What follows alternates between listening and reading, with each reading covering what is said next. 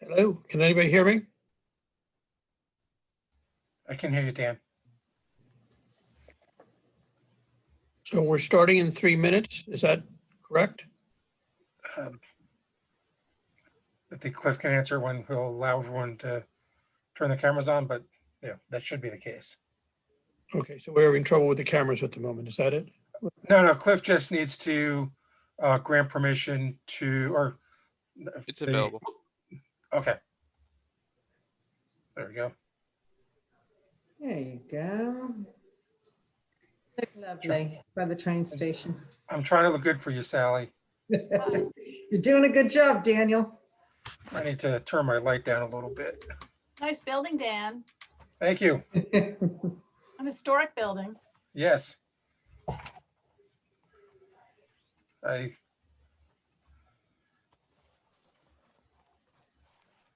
figure, I know people like the fire engines, but yeah, you can never go wrong with a building like this. Well, I don't think you can. You're preaching to the choir here. I know.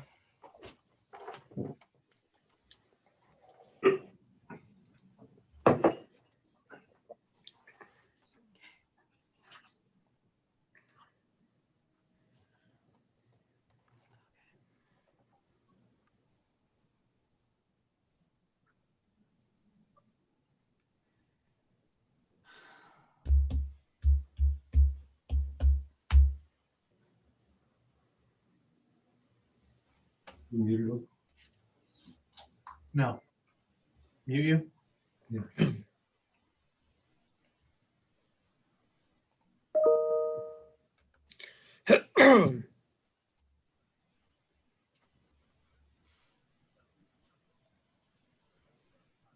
Good afternoon.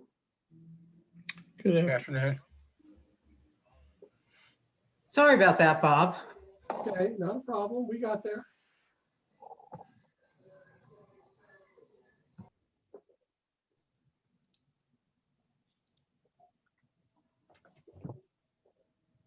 Everybody. Hi, Victor. Good evening, Victor.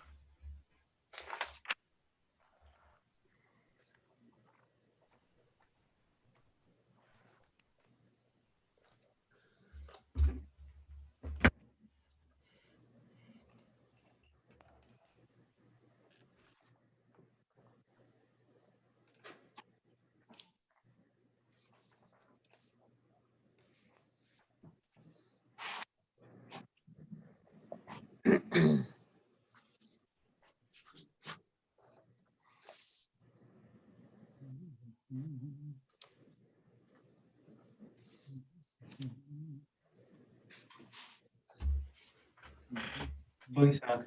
Thank you. Cliff, broadcasting it? He'll advise us. He's had a minute to go.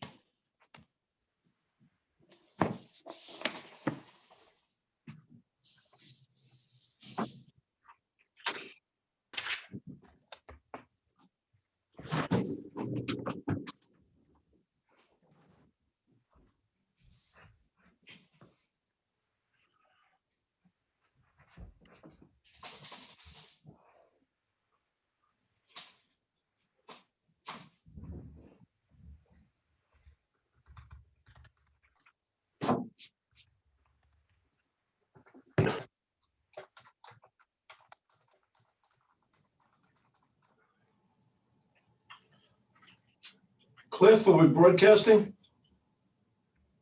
Nope, I don't have host controls. I'm just looking at that now. Augie, can you grant that to me? Absolutely, sir.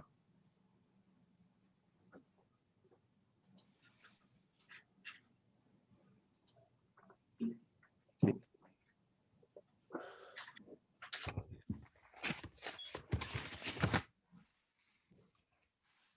right, I'm starting the broadcast now. Okay, thank you. Let me know when to start.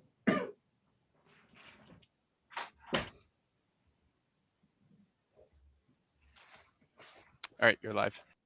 Thank you. Good evening and welcome to the 5 PM, January 11th, 2021 Board of Trustees of the Village of Mamaroneck work session. What we're going to do tonight has been our want, is to go into advice of council and executive session first. Tonight on advice of council, we have 130 Beach Avenue. We have discussion of the Board of Police Commissioners' roles and responsibilities, Police Reform and Reinvention Committee. We have a discussion about Waterline and Flagler Drive. In executive session, there's manager's office personnel matter, which we will handle first because we have 2 attorneys waiting in the other room. And it's anticipated that a motion will be offered into executive session pursuant to 105(1)(f) of the New York State Public Officers Law as it relates to the medical, financial, and credit employment history of a particular person. Item B in executive session is a litigation update.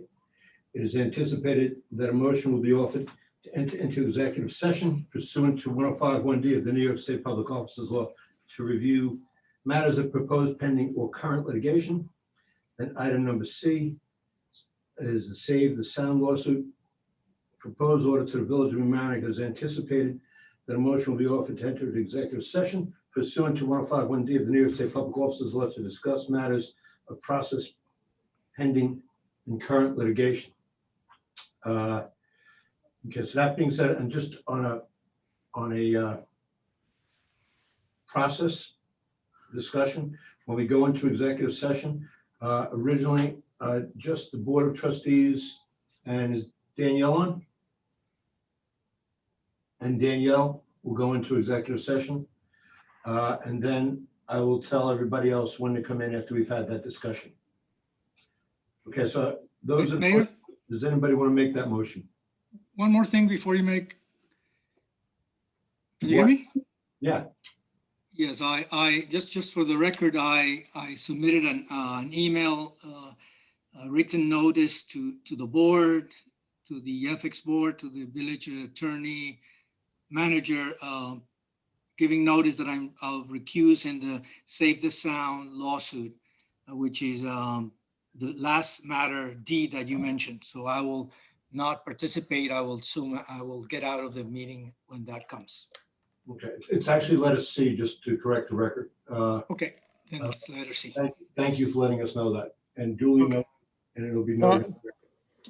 Thank you. I'd also like to add one other thing, which is emails, which would be 105(1)(f) For what? regarding emails that have been sent. Is there an exemption for emails? It has to do with the same thing in terms of personnel. Okay. Somebody want to make the motion? Dan, that's for executive session or advice to council? It's executive session. It has to do with the labor lawyers. Thank you. Thank you. Okay, somebody has to make the motion. So moved. Second. Augustino? Trustees Lucas, Yes. Winthrop, Yes. Natchez, Yes. DeFour, Yes. Mayor Murphy. Aye. I'll see you in executive session. Okay. Goodbye, all.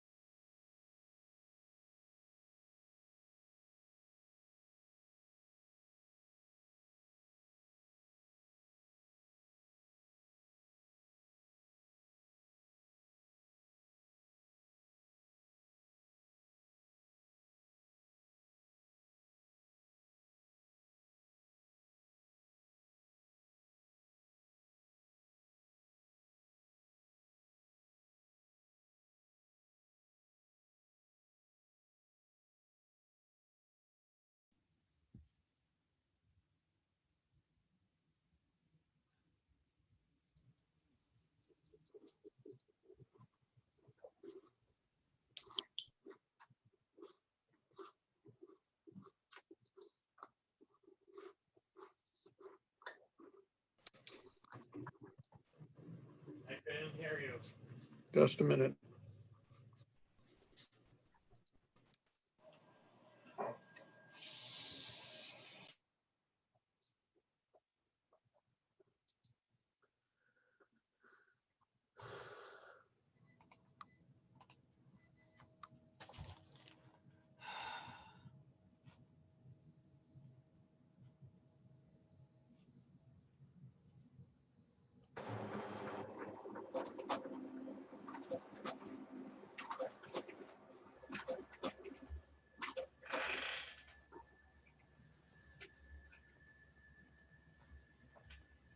How do I get into the regular meeting on this? Hang on. You're in, Mayor.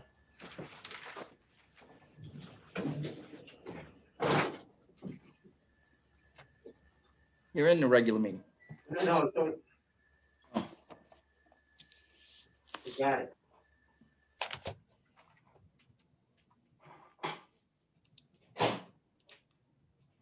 Oh, that's. There we go. You can't bring it up.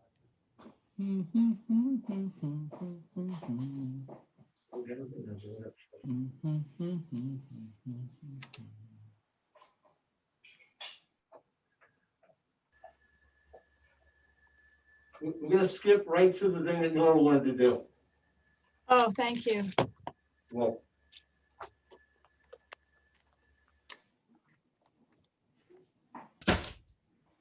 Oh, yeah. What number letter is that? 2A.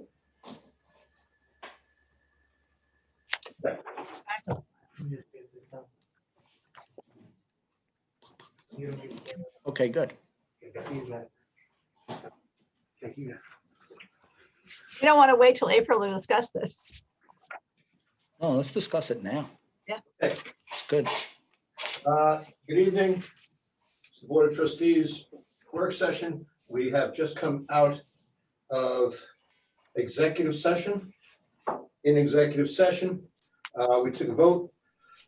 The vote was, I made the motion, seconded by Trustee Wenstrup, to enforce of building violations and seek civil penalties against the 130 Beach Avenue, and also to seek an injunction against the occupancy of the premises.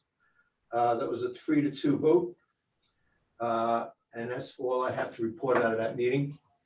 Now, we're going to skip items because there's an item that Trustee Lucas wanted to discuss that has a timely nature to it. And it is item 2A on your playing card at home if you're watching. Staffing for village board meetings. Jerry, you want to give an overview of this? Mayor, we have this multi-point plan in order to help us get through the remainder of the year. It includes items such as freezing positions that are unoccupied right now or unfilled right now. It includes tightening up on the purchasing by requiring department heads to fill out a purchase order for a reduced amount than normal. It also requires attention to overtime. And so part of the attention to overtime and potential reduction of overtime is the night meetings that are staffed by our employees. And most of those are, of course, committee meetings and ad hoc committee meetings and commission meetings. And so my recommendation was to the board to cancel and postpone 3 months of those committee meetings. Obviously, keep the Board of Trustee meetings and the required land use committee meetings going, but all of the others just take a pause for 3 months so that we could potentially save. We spend about $3,000, $3,500 a month on overtime staffing the meetings, and there are quite a few. Our community, our village government has a lot of committees, and so in order to support them, it is a requirement to have a Zoom host for those meetings. There may be some ways to mitigate that. the Board of Trustees in a couple of discussions on email have the liaisons for those committees, if they have a liaison, have offered to host the committee meeting. And so we provided instructions for the Board of Trustee member liaison to support the committee meeting. We also have, the ability to just cancel it and resume again in April.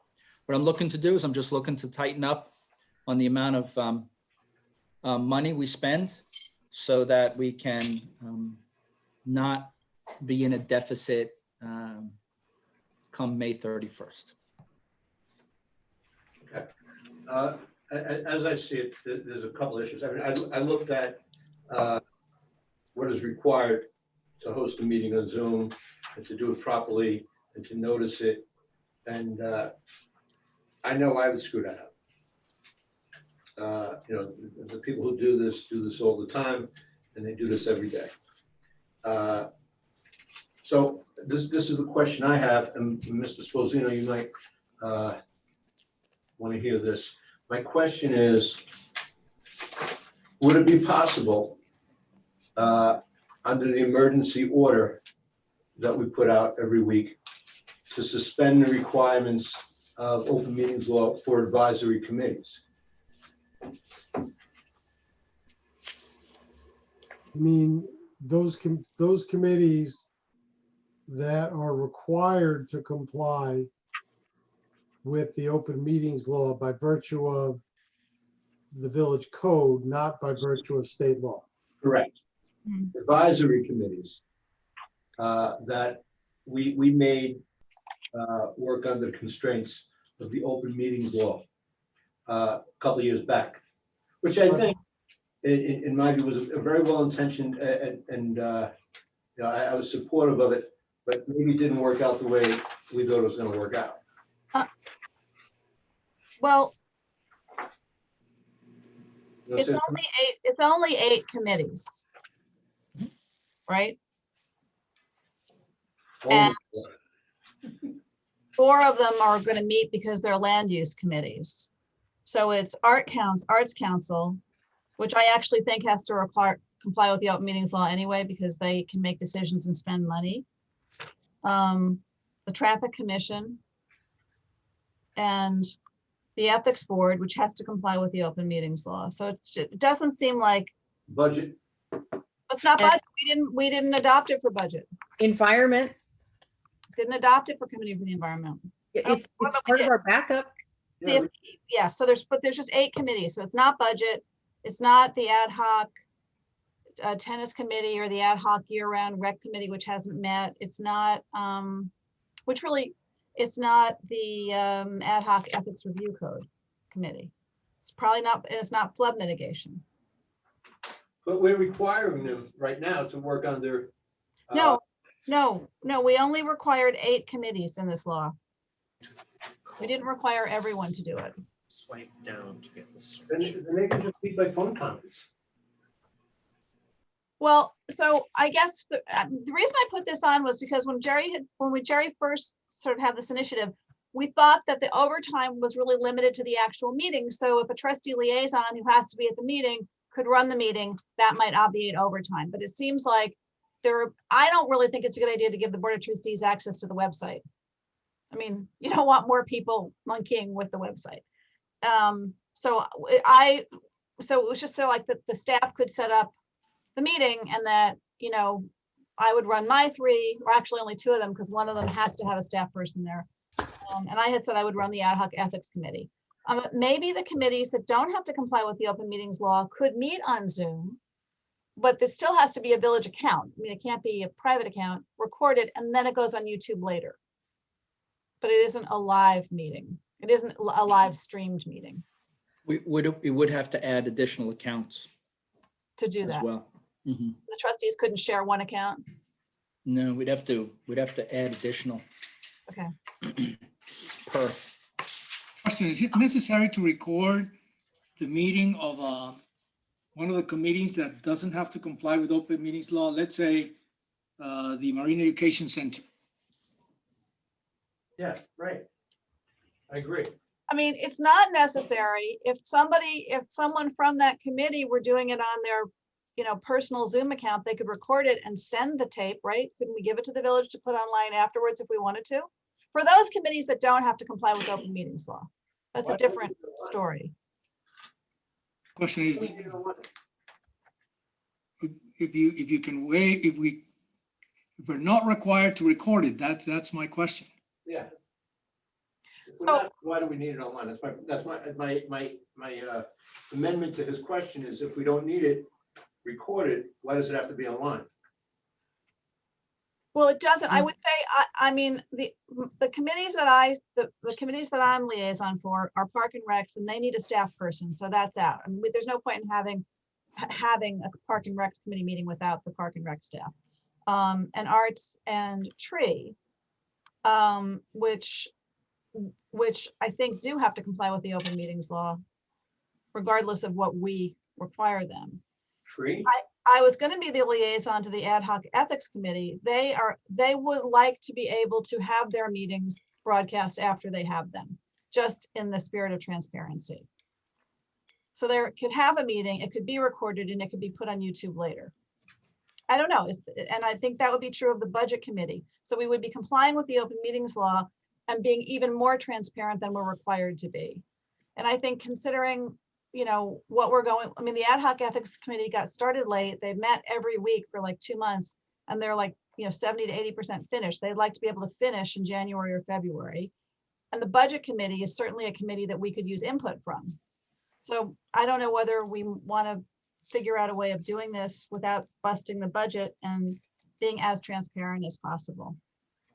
Well, it seems to me, maybe I'm wrong. I went through all of the things, and I'm probably the least electronically talented of the entire group here. But most of the technical things are done during the day, so they're not added overtime. So when the meeting notices are created, the things are set up, all of that is done beforehand. So then the question is, you run the meeting, you have to be able to recognize people, start the live feed, etc. I gather we have 2 live feeds. One is Zoom and one is whatever it is. I don't even know, YouTube or something like that. So You're correct. Right. So there's a little bit of information that needs to be transferred so that it can be done, but it's not, for better or for worse, I use Zoom a lot for my day job, and I'm able to most of the time handle that reasonably well. But we don't, and we can record it, and that's not a big, you hit record, and when you're done, you hit stop, the rest of it, what happens afterwards is all done during the day, not at night. So we would not be adding overtime, to be able to run, some of the meetings, depending on which ones we decided to do, not to do. Okay. It is, it's a suggestion. I think there are some committees that, would be very helpful to get their input during the next 3 months, particularly the budget committee. Would it make sense in cases like the budget committee where the open meetings law might not apply, that we just have those committee members meet and take action minutes and post those, make those public? That way there's transparency as to what they're doing, but not every word is, recorded and posted. Well, recording it is easy. You hit record. That's not a big deal. The issue of setting up the meeting and sending out the notices is, I understand requires a license or something, access, etc. But that's all done during the day. That doesn't add time afterwards. The rest of it, can be handled. I mean, it's not a big. It seems to me to be, we in effect split the issues of the 20 or some odd things that were set forth. So this is the way I see it. either we postpone the meetings for a few months and resume in April, or we pay for additional accounts, one for each trustee who wants to liaison and run the meeting. And then we set up the meeting during the day, non-overtime. And then the meeting is hosted and run as a liaison would, the meeting at night. And you know, And if you want us to do that, we can do that. There's additional cost with the Zoom account per month. That's the board's decision if they want to decide that. And, you know, whether you want to run that meeting or push that meeting off, that would be up to you. and I think with What would the cost be per, per? It's 55 per month per account, right? Augie, am I right on that? That is correct. Mhm. So we'd add additional accounts. And that would be an additional cost. well, I mean, if I did it, it would only be for I only have two boards that could meet, Arts and Tree, because Parks and Rec needs a staff person. And I would say for budget and the ad hoc ethics board, they really could do it by themselves and simply take minutes and send the video to the village. Could Cliff post a video that somebody else sent? You have to compress it. I know when you record it, you have to compress it. So Nora, my apprehension with someone using their own account is the same as when I tell someone to use their personal phone for Okay. village business. Yep, okay. So if we're going to get an account, we're going to give them an account. Mhm. It's Right. gets a little, So it's gonna be about $770 to do this if all 5 trustees sign on board. Augie has something to say. Go ahead. But Augie. everybody really should have, everybody's gonna have a co-host, but you should designate a co-host. Should you not be able to get there or you're having computer problems, Mhm. the whole co-host can take over the meeting. But the co-host doesn't have to have a village account, right? They could have, Co-host does need an independent license. they have to have an actual license. Yeah, right, okay. Right. Okay. But it And could be things somebody happen. on the committee that You has know, a these license. meetings, things happen.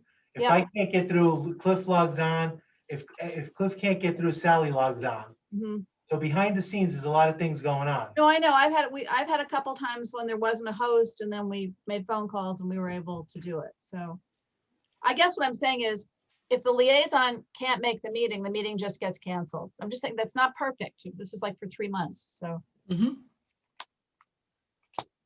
Let's make a list of what are those committees that would run under this system and which ones are not. And I actually have one other one that doesn't have the liaison, which is the Board of Ethics. Mhm. I think the Board of Ethics should operate if we can accommodate something. They do have to receive the disclosures in February. Mhm. So just kind of waiting until April, I think it's probably going to be too much for them. I think at least one meeting should be organized for them to set up to name the chair and to meet at least once. So They might agree to meet during the day, because correct. they've met. You can just tell them if you need to meet, you need to do it during the day.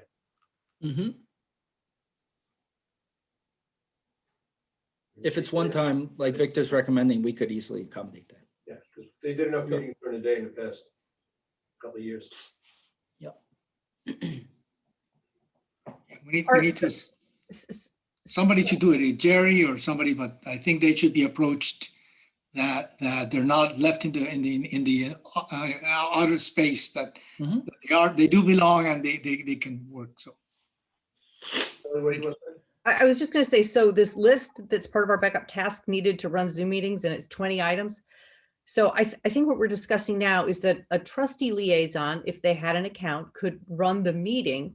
The notice would be taken care of during the day by village staff. And I think items 18, 19, and 20 would be taken care of by village staff after the meeting. That's the pull the meetings, recordings, and transcripts back, post the metadata, and learn how to use FFmpeg to those things which are technical.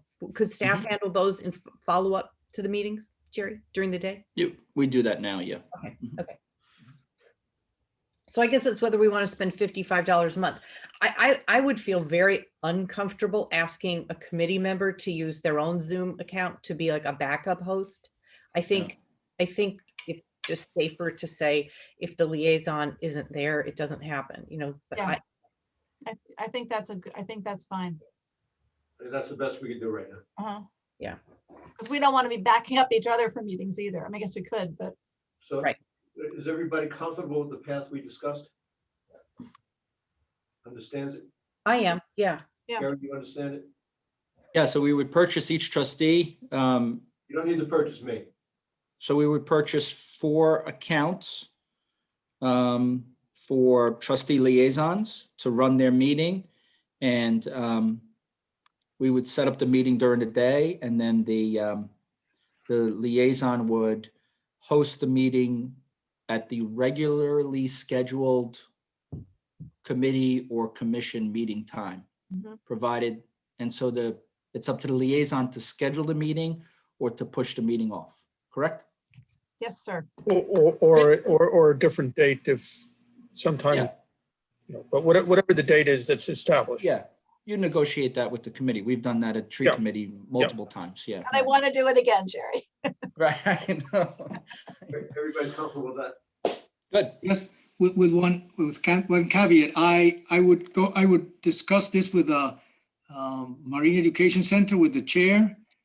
Maybe, I don't know if I think that meeting is during the day. It is.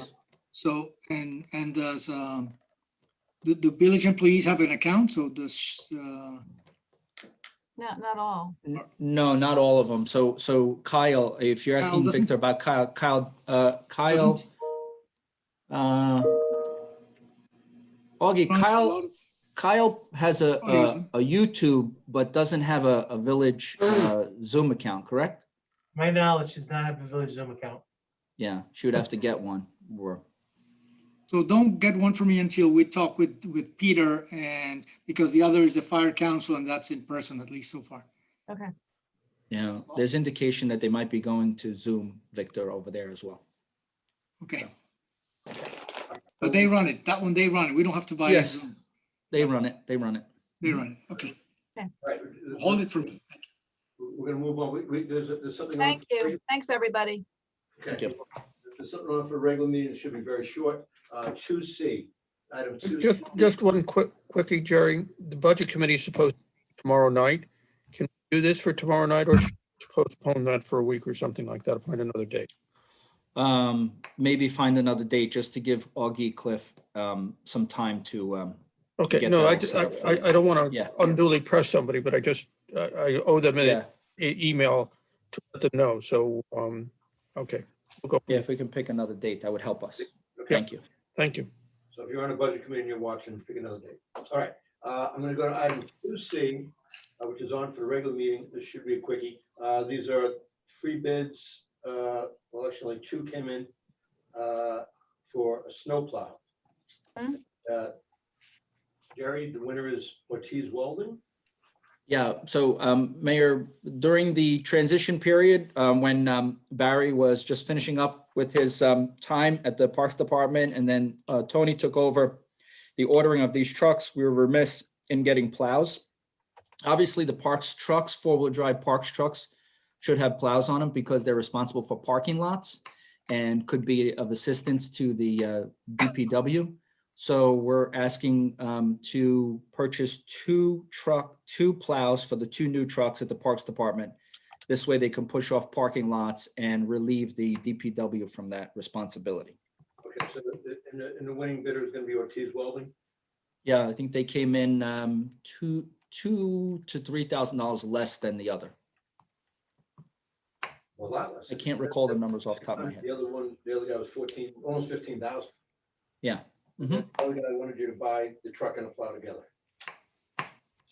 Okay. How much is the addition? 11,000 and change. I'll Okay. pull it up now. Yeah, So just on top of the other 11, okay, 11,230. on top of the Yeah. previous authorization of 94. Correct. Yeah. But this So may that's guarantee well- no more snow. this might guarantee no more snow this season. It'd be well worth it. It would Yeah. be well worth it. Works the guys. Yeah, I'll make that bet every day. Okay, so everybody's fine with this going on a regular agenda? Yes. If you wouldn't mind, if we could get to the full-time village attorney so we can try and move an RFP forward. Well, first of all, I don't think we were gonna do an RFP because that's not the way to go. We're gonna do an advertisement. But, I have things that have been on here for months, Dan. So, let's try and get through some of the things that are money-making items. And I want to move that forward too, but,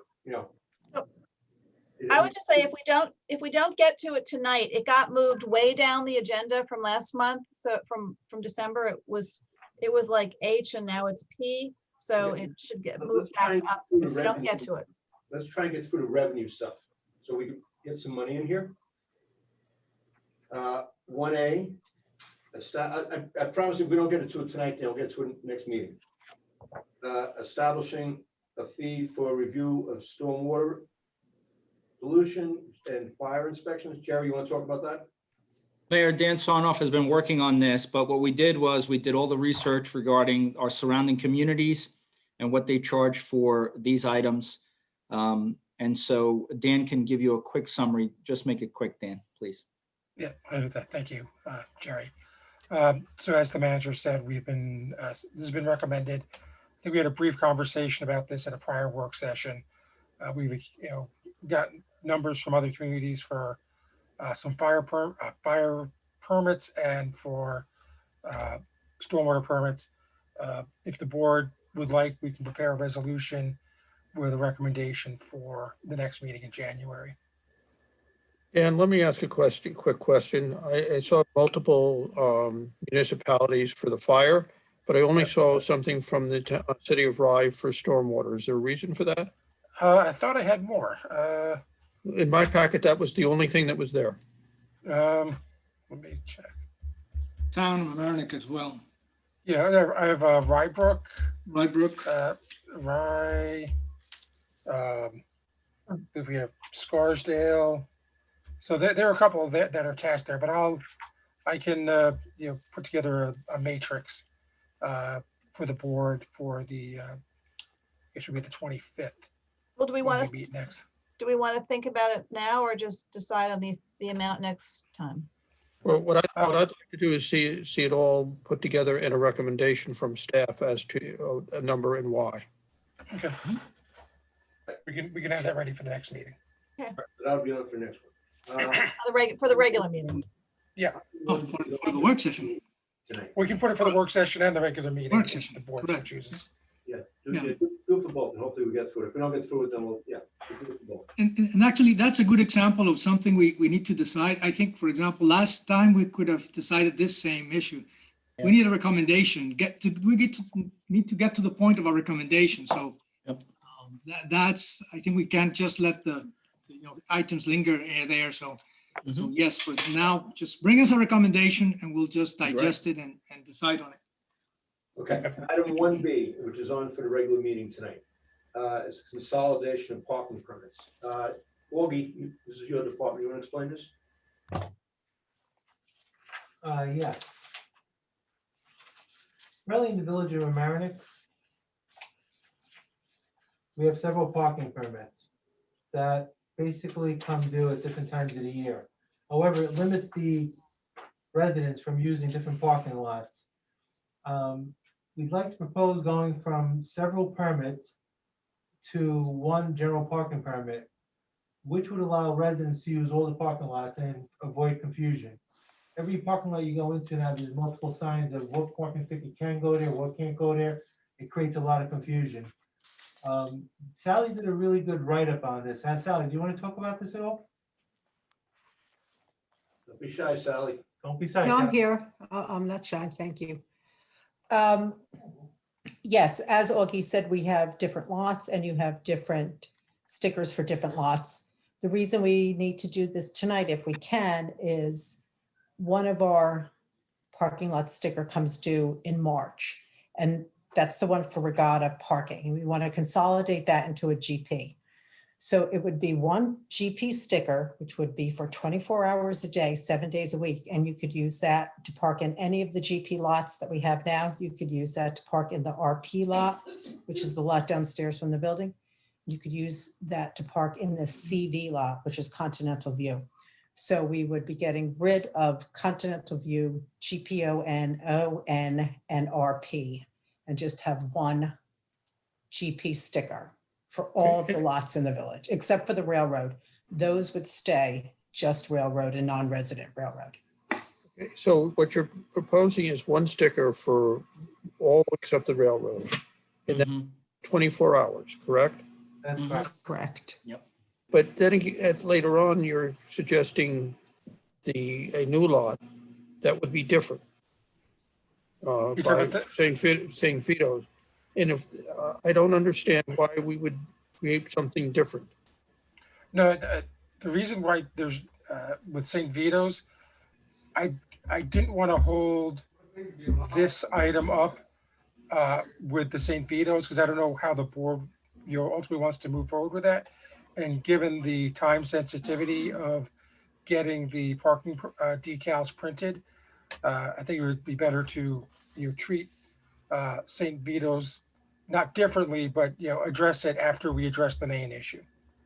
I didn't want to come up the works, adding a parking lot and do everything else. What I see is you're raising the residential fees $100, but the non-residential fees are only raised $100. It's the same $100. And my question, and you say that would get us closer to what others are doing. So my question is, what is others are doing for the non-residential? Are we still lower? Does anybody have an answer? Yes. We're still lower. By how much roughly?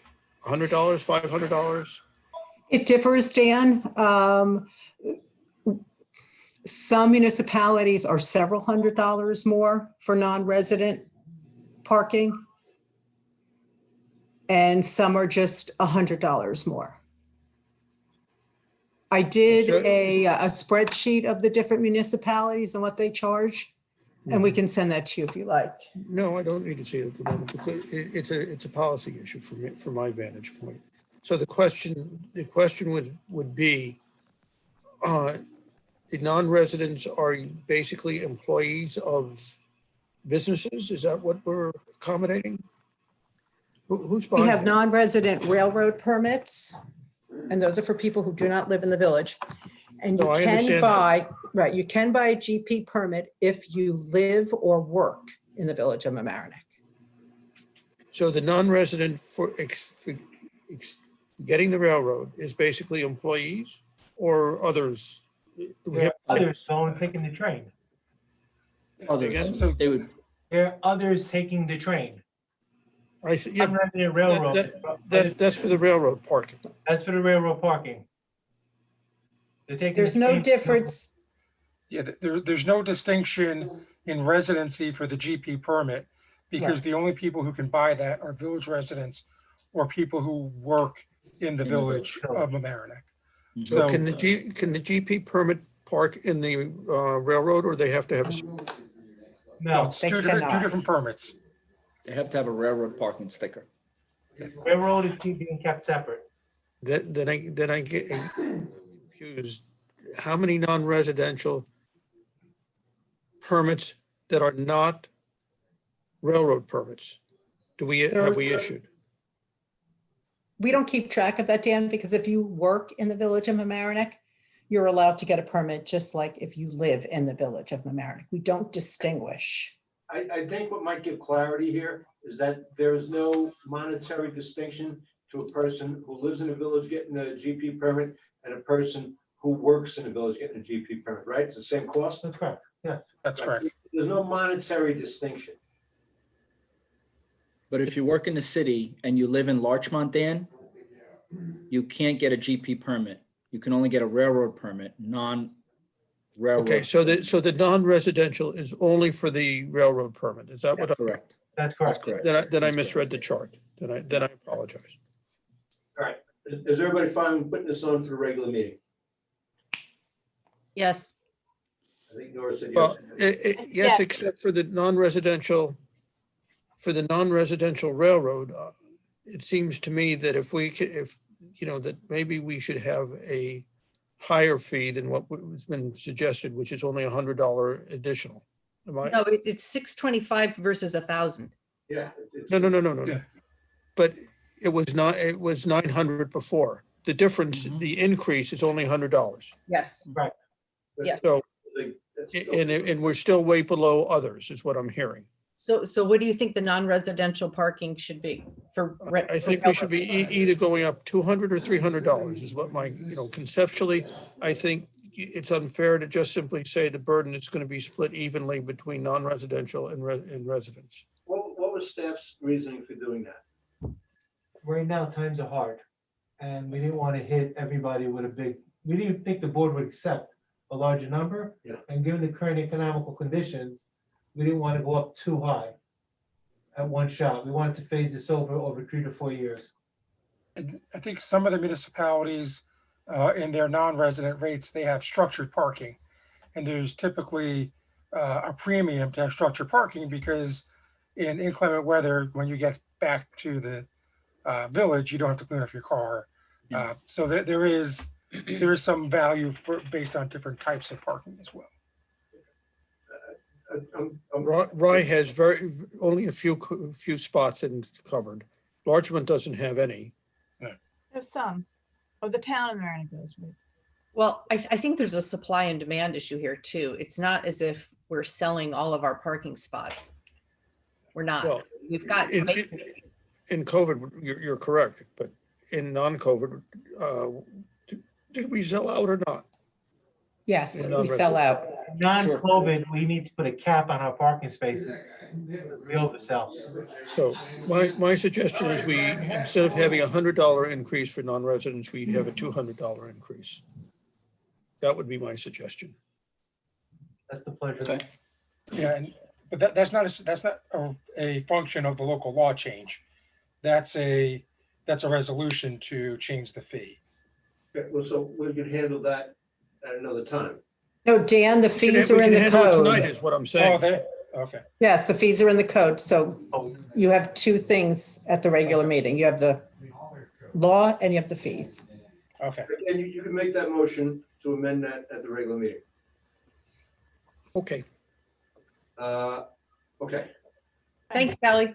it's 7:09, we're gonna break. Thank you, Sally. Yeah, thanks. You're Sally. welcome. We're gonna break at 7:15. The next item on is mine, but I'm gonna skip it because that's gonna take more than 5 minutes. Revenue at the cost of counsel for indemnified party. So I'll skip that and we'll go to front yard garbage collection. Jerry. This is Mayor, your, currently, since the beginning of May, actually sometime in April, in order to deal with the pandemic and give our employees a little protection from the pandemic and to deal with the entry to properties, we decided to move the sanitation department to front yard collection only. And in doing so, we've been monitoring. Obviously, we have still residents that can submit a letter from their doctor for an exemption so that we would still continue to pick up their garbage in the side or rear yard. But many, many people have adjusted to the front yard collection.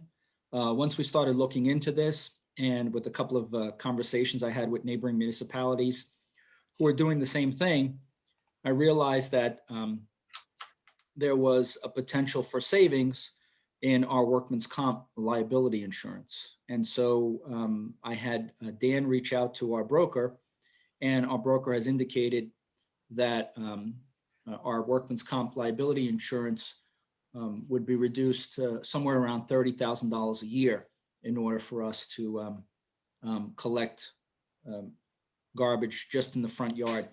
Obviously, people still do it right now on Wednesday because we don't go to side or rear yards for recycling. This would be, the continuation of that. So it's not that big of a change, although we still would have the opportunity for people to get the side and rear yard if they really needed it.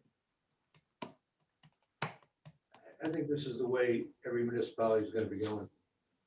I think the town of Amerenik has done this, haven't they, Jerry? I don't know if they've completed the process, but I know that they were heavily involved in the process and moving forward in that direction. They've had a couple of public hearings, and they've had some work sessions, very much along the same lines, and the same materials that you presented, that it's about 11 municipalities that are still with backyard. Most of them are curb. The only difference I notice is they have a senior exemption. They have, if you're over 70, and they are trying to work in an exception like the one we have. So then kind of my other question is, well, our exemption could cover those senior citizens, but Sure. but the other option would be to have those two exceptions.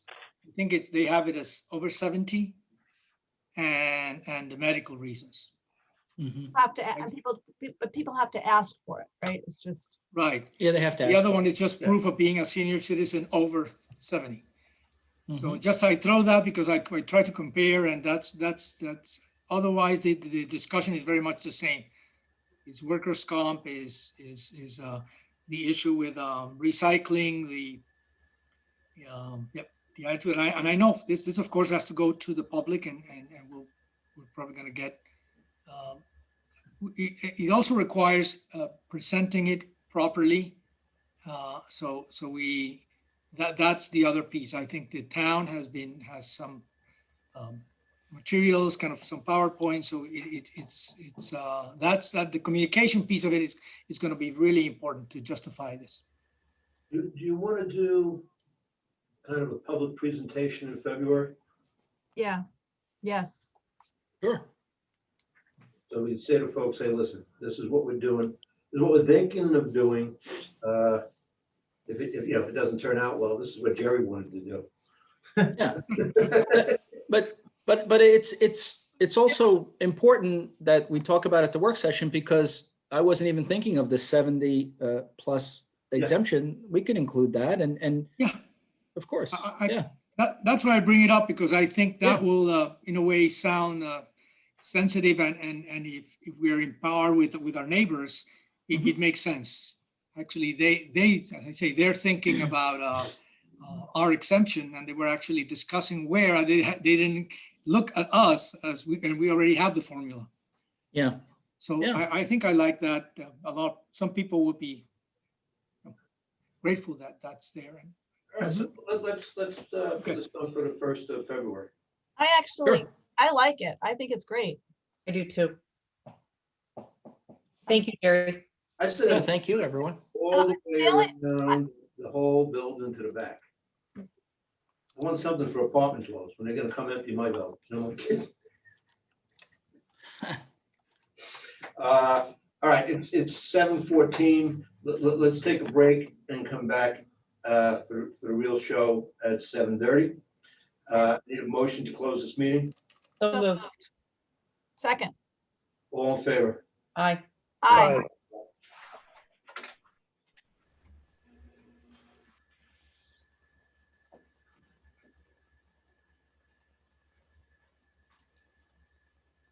Augie, you're a good man. Thank you, Tom.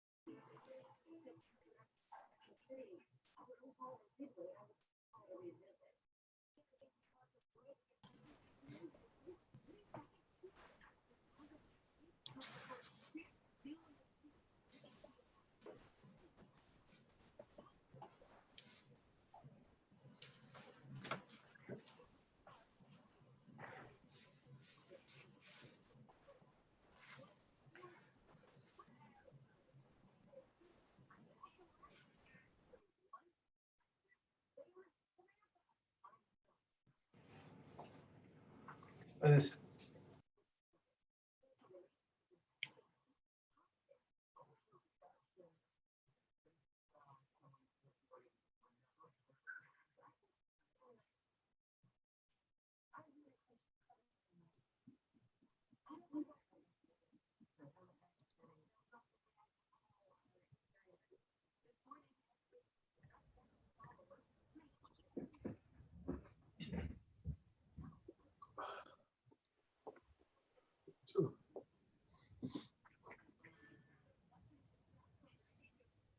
Ready, everybody here? Starting, so.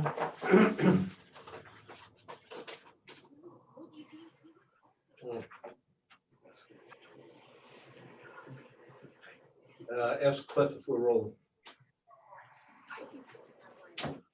Cliff, are you recording? Yep, everything is live. Everything's live. Thank you. Okay.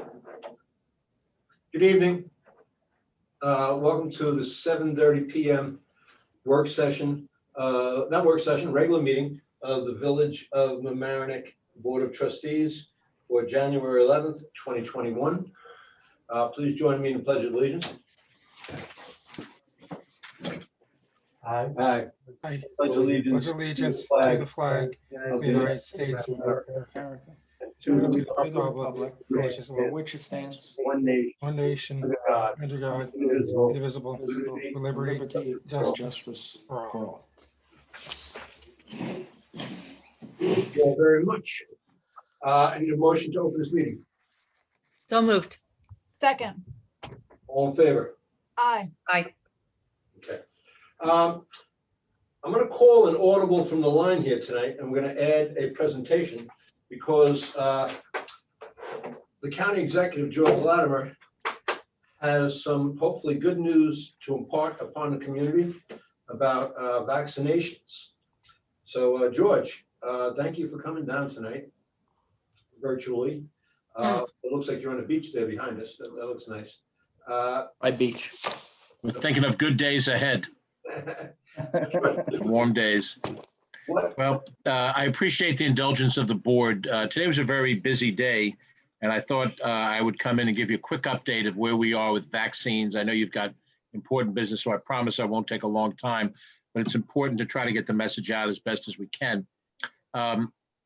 As we all know, New York State has driven the train on everything related to COVID.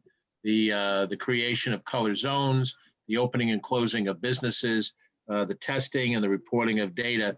So the decisions that are made in Albany, generally by the governor and the people around him, are really what I'm reporting on this evening. But primarily because we have moved from phase 1A, in which the number of people that were eligible for testing, for vaccines, was a relatively limited number, and now it's broadened in a couple of different ways. So I thought I'd run through that with you very quickly. You're going to get questions. All of us as elected officials will. And there's a lot of things that are not answerable at this stage of the game. But I just want to give you a couple of things. So first of all, today began phase 1B of people who are eligible. And those that are eligible now are much broader. All first responders, police, fire, members, employees are now eligible to sign up for the test. Previously, only EMS individuals in 1A were allowable. Teachers and education workers are eligible. Individuals who represent safety workers in the public. And I think each community is going to have to determine what public safety workers would be over and above police. In our level of government, we would include correction workers in that category of public safety. I think the village would look at it, consult with some of our contacts in the state like Brian Heck, to determine what it is. The biggest expansion is people who are 75 years of age and older are now eligible to call up for an appointment. This is a much larger cohort of people for vaccination than have been allowed up to this point. And as you can imagine, people of a certain age have been waiting. They've been very anxious about it. And the process is that there is no walk-up vaccination anywhere. You must go through the New York State COVID form, and in so doing, register. And then the information within the screen will allow you to set up an appointment. Now, for many of our friends who are a bit older, I'm not quite 75, so those who are older than that, all the way up the line, may find it difficult to go online. They may not have the skills or the access to going online. So we're encouraging everybody to reach out to a child or a neighbor or friend who has the computer skills necessary for you to be able to do this. There is a website. I'm going to send this information, I guess, to Jerry so that he can circulate it to the board, and each of you can have it, because in your comings and goings, people will come up to you and ask you these questions, and you want to at least have a modicum of knowledge about it. But there is an online location, forms.ny.gov and /S3/vaccine, that will give you a form that must be completed in order to sign up for an appointment. And you have to go on there and show the geography that you're in so that the right place will be addressed to you. There's also a telephone number, 1-833-697-4829, which is a hotline for information. And as you can imagine, hotlines get filled up pretty quickly. People call them and they have unique problems, and it takes time to solve any one case while the other calls are queuing up behind it. But 1-833-697-4829 has also been set up by the state. So going into the website to get the form to fill out, to ask for or to get an appointment, and then having a hotline number to call is very critical in all of this. The next phase of individuals, which we're not at, and we have been given no target by the state, will involve seniors between the ages of 65 and 75. It will also include those people that have certain types of diseases that are considered potential comorbidity, diabetes and things of that nature. We don't know when we're going to go into 1C, but obviously we'll keep you posted on it. One particular thing that we're going to reach out to do is to the various people who run senior programs, even though most of those programs are not operative right now, but the VFW that has a nutrition program, a food program, they have the greatest source and contact with seniors, and we're going to try to get some of this information to them so they can share with seniors. Seniors can go online with whatever assistance they can get and then sign up for the appointments.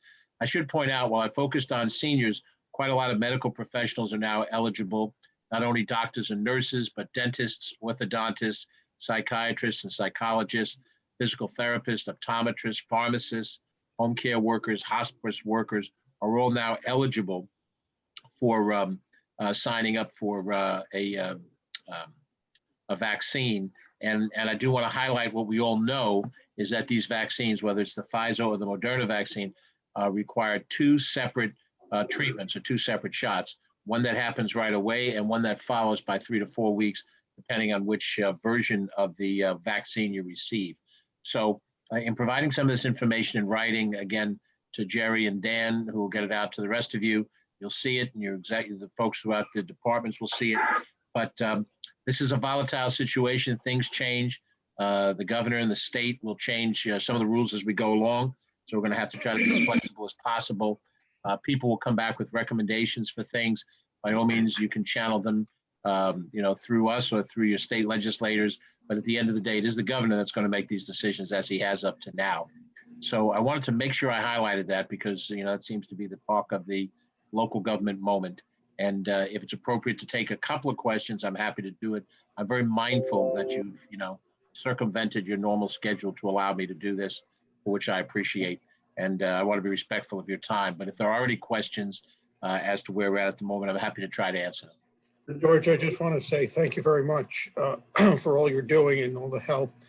You're on a county site, your county convention site, county center site, got filled up through February in less than an hour.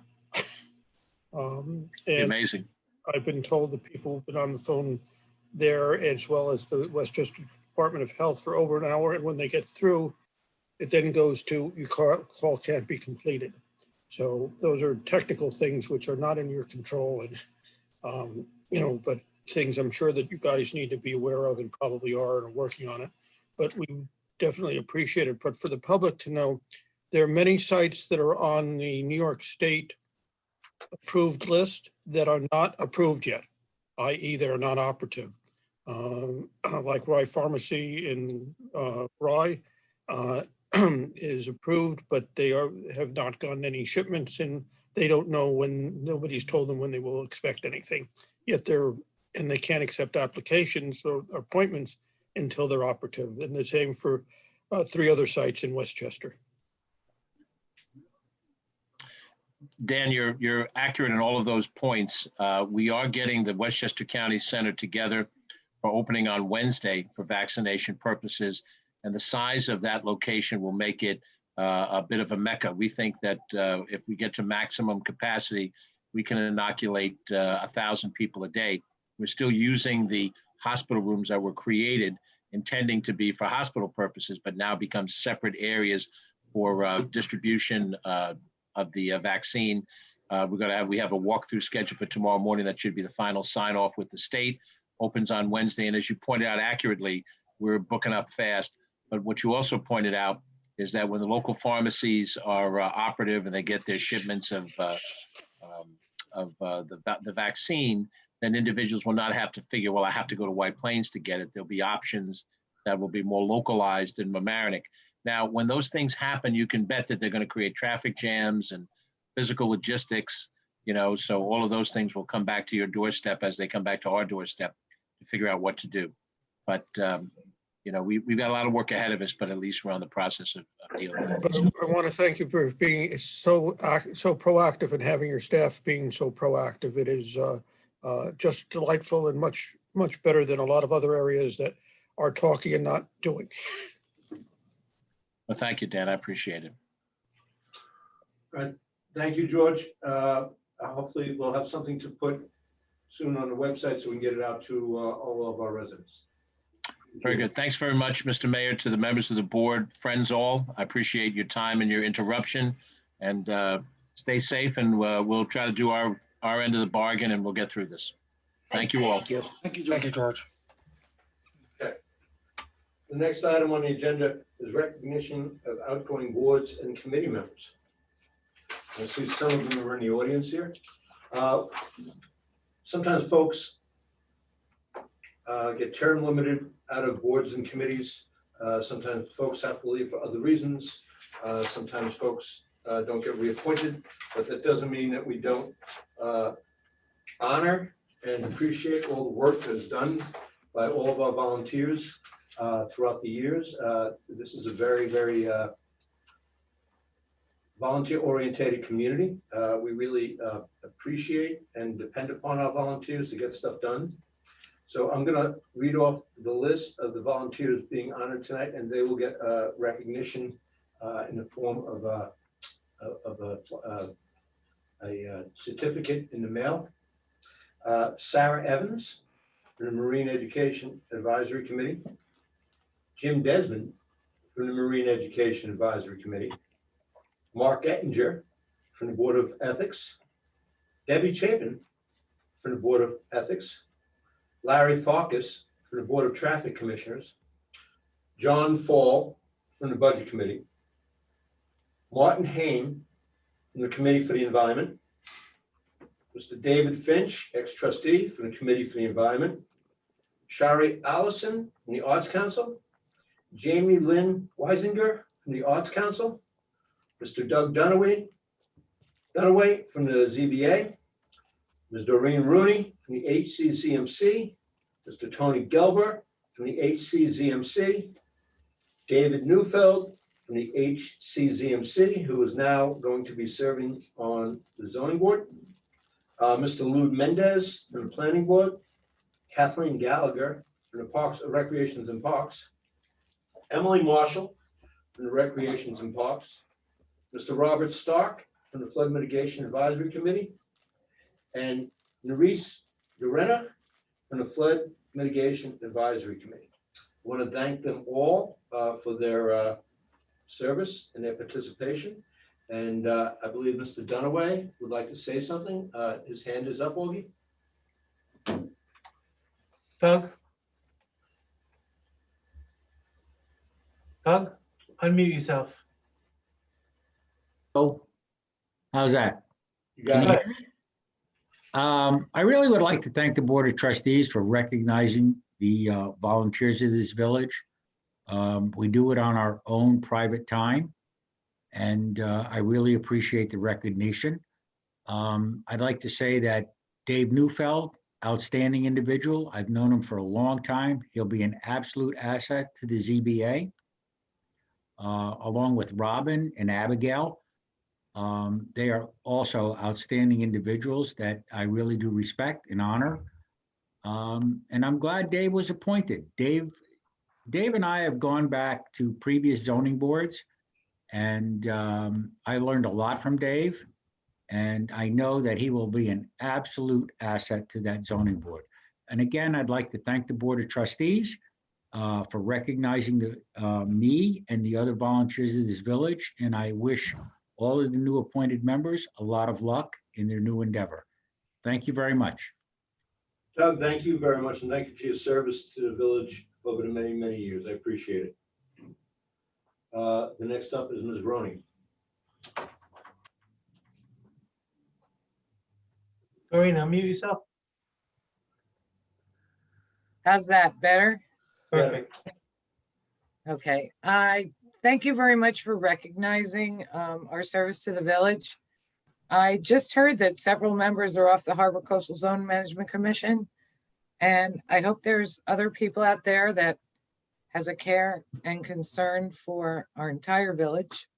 And I hope that the Board of Trustees will move that commission forward and create some leadership to find individuals that are going to serve on this very important committee that is, or commission that ties in with the Department of State. And good luck to all of you. And I hope there is someone out there, two people, it sounds like, that will step up. Have a good evening. Stay Thanks, safe. Doreen. Thank you, Doreen. David? David, unmute yourself. There we go. I'm sorry. I just want to thank you very much. I enjoyed serving with the Harbor Coastal Zone and Doreen, and also just want to thank you very much. I enjoyed it, and thank you for the opportunity to go back to zoning. And Doug will miss being up late at night occasionally, because I was on the first time I was on the zoning board. The first meeting is when I met Doug. And that was well over 25 years ago. So thank you all so much. Thank you, David. Thank you for your service. Thank you. Okay, we're going to go. The next item on our agenda is a presentation by the village auditor, O'Connor Davies. And who's going to start off? Mr. Kopp, is it going to be you? Yes, it is. Oh, Mr. Kopp, thank you. How are you? I'd like to thank the board and yourself for allowing us to, present the findings of the audit for the year ended May of 20. With me tonight is Colleen Harris. She was the supervisor on site. When we get to the actual numbers, she'll do a lot of the presentation herself. Would you like me to share the presentation online, or do you have copies? Why don't you share it online so that the people watching from home.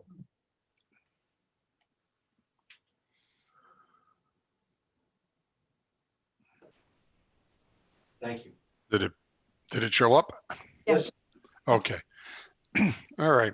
So we're going to go through a few items. First, an overview and the required communications with the board. We'll talk about the actual audit results. Colleen will take you through some of the revenues and the expenses. And we put a 5-year history in of those revenues for you. Then we'll look at your fund balance for 5 years. And then also the village does operate some other funds. So we'll give a quick overview of those items. So to begin with is your responsibility as a board. You have to select and implement appropriate accounting policies for a municipality your size. Everybody's a little different. depending on the complexity. You need to present your financial statements according with US GAAP, generally accepted accounting principles. You need to establish and maintain effective internal controls.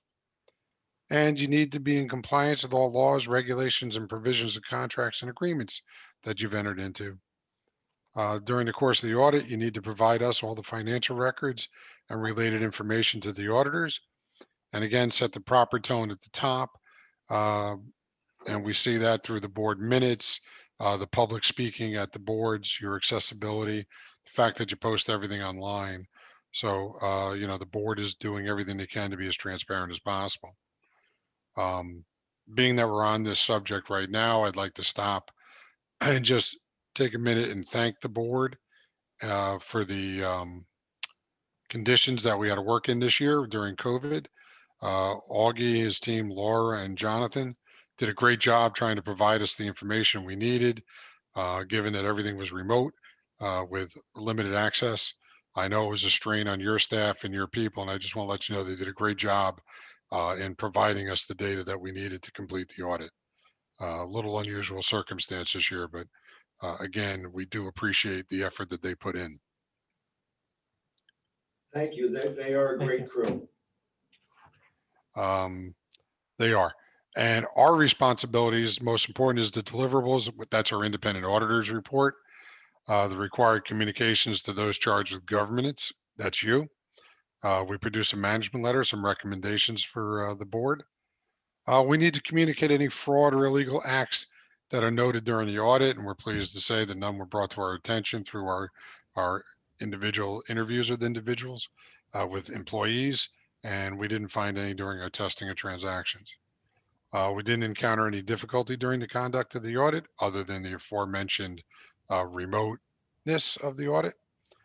There were no uncorrected misstatements. What that means is that there were no journal entries that we proposed that the village didn't want to record. And we had no disagreements with management. So to our opinion, we'll skip over all the words here. Most importantly is we issued an unmodified opinion for the village. It's also known as a clean opinion, and it's the highest level of assurance an auditing firm can provide a client. So I assume the village expects no less during the conduct of the audit. So here we have a quick overview of the, and I'll make it a little bigger. So regarding your general fund, which is the main operating fund of the village, these are your revenues and expenses.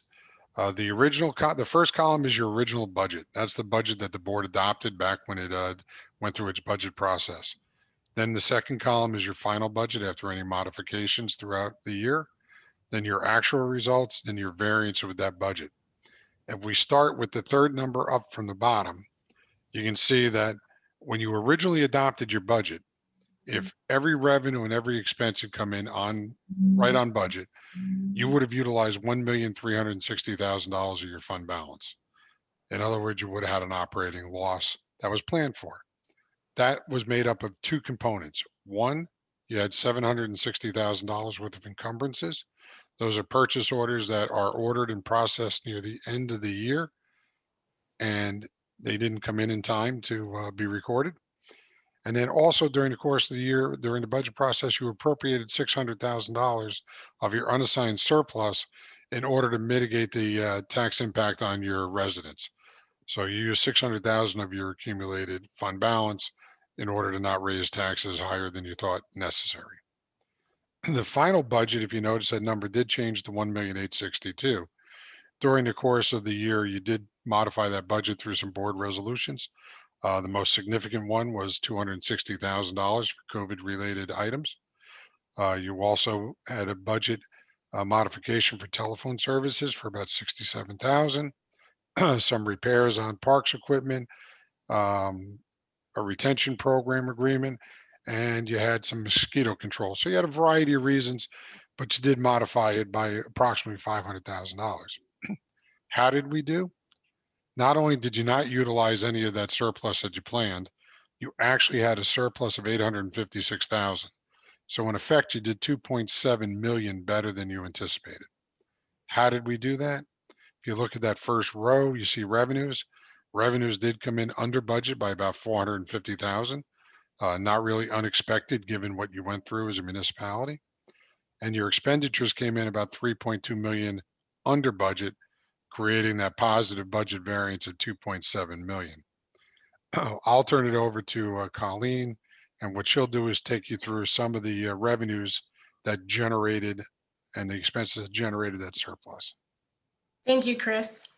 The first slide I'll go through, as Chris mentioned, is some of your major revenues.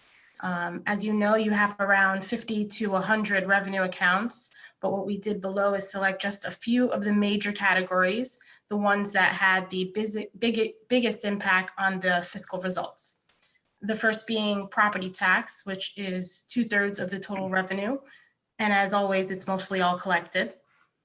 The next line we will talk about is your sales tax. And what may surprise you is that the village came in over, even though the adopted budget was, 3 million.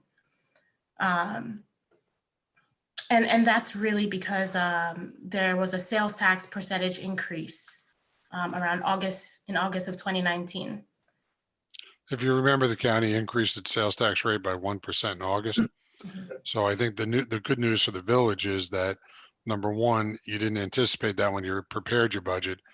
And number two, thank goodness, because with COVID affecting everything shut down from March, April, and May, I believe roughly the county came in about 30% less than the previous year on their sales tax collection. So the fact that you came in over budget really helped you meet your budgetary obligations. That's right. And then for the next parking fees, as a courtesy to the village residents, the meter fees were waived during the months of March through May. So that's why you're seeing the savings of $149,000. The next day camp fees, as we're all aware, a lot of the parks and rec programs were canceled over the summer due to the restrictions implemented by the state. And you'll also see a corresponding savings in the Parks and Rec department related to this.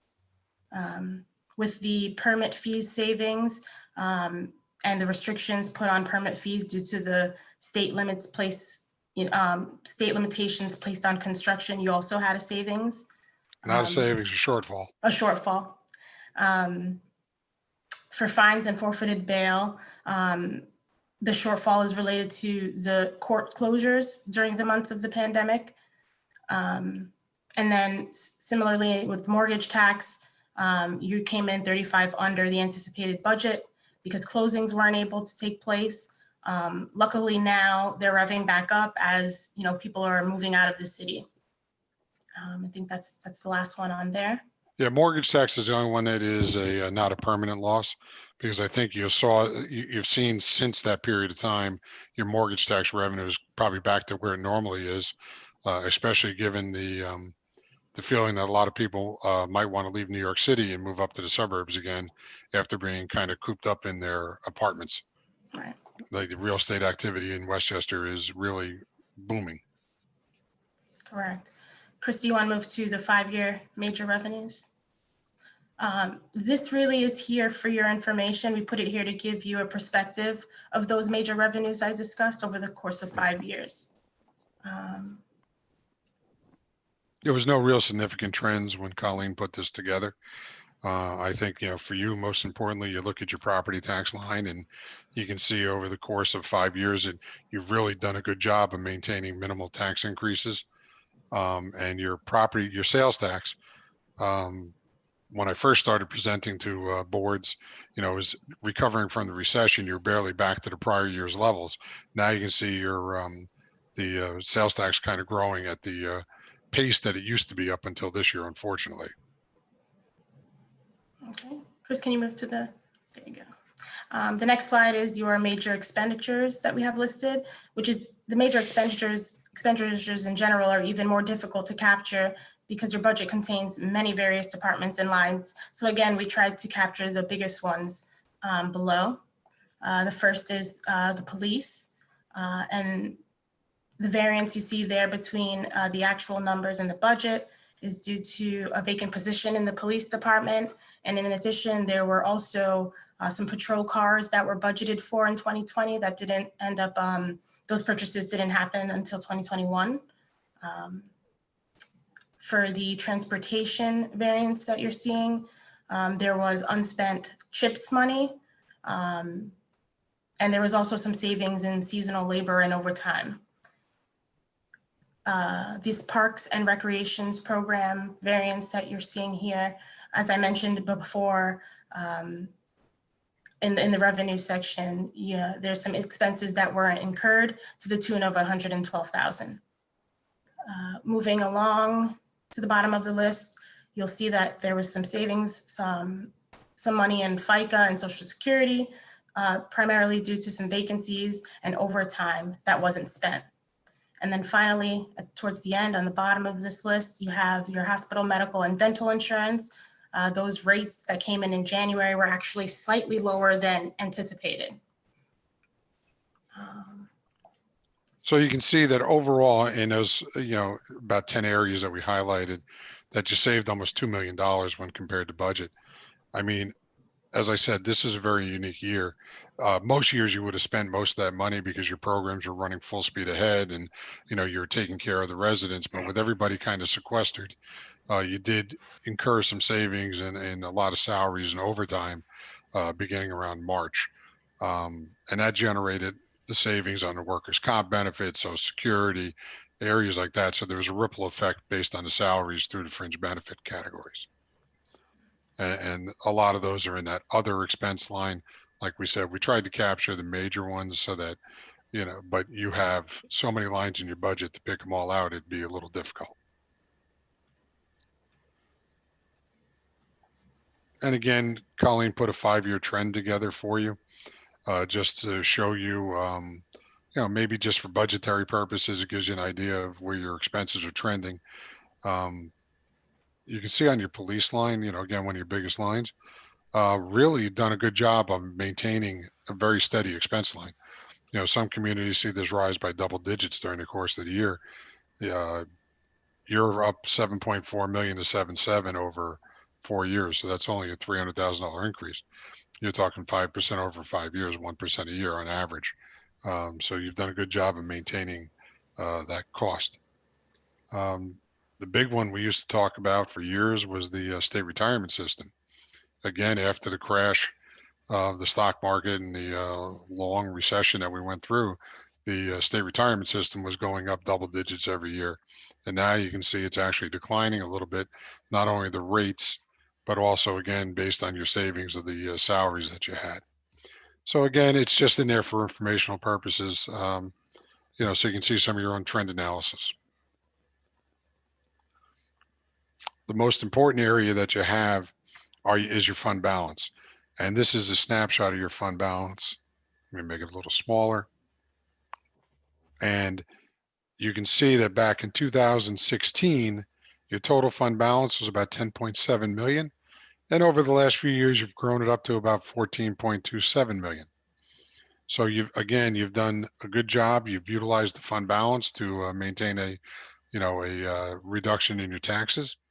But at the same time, you've created a rainy day fund, which basically during the first part of 2020 and the latter part of the new year, you've seen it because of COVID that you needed this rainy day fund.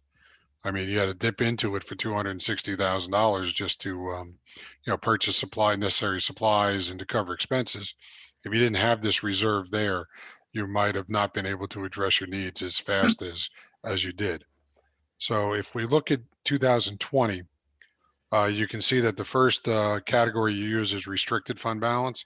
So you have $9,962 restricted for law enforcement.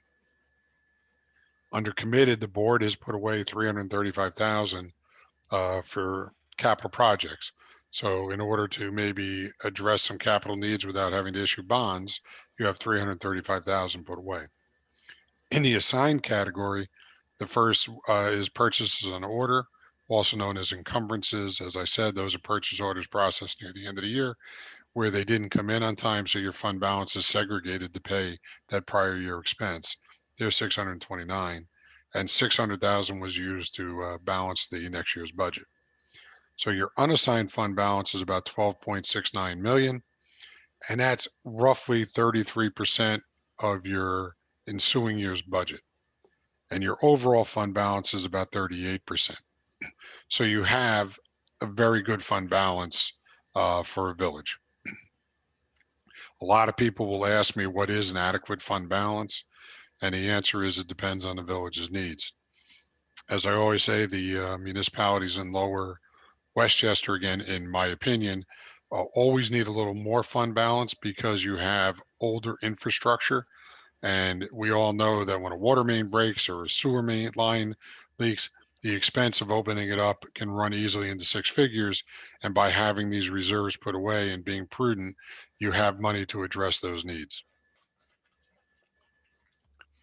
As I said at the beginning, you do operate some other funds. So you have a water fund that has a ending fund balance of about 2.4 million. This year, you basically broke even, a minor $1,000 loss. Your capital fund, though, is in a deficit position of 10,305,000. I assume that what you're doing is you're waiting to issue some debt to cover some of the projects. In the meantime, you have advanced the money from either the water fund or the general fund to cover the cost of those projects. Just want to point out, with interest rates very low, you might want to try to take advantage of those rates and maybe look into addressing some of these capital projects and issue some bonds to cover them. Again, that's purely management's decision, but rates are low, and you have to always be on top of these projects to make sure that the proper advances have been recorded.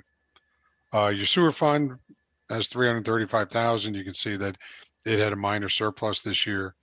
And then your special purpose fund, basically, which is restricted, has $1.1 million fund balance in it. And your debt service has about 4 million. That debt service money is restricted to pay the debt that was issued. That's either premiums or closed capital projects.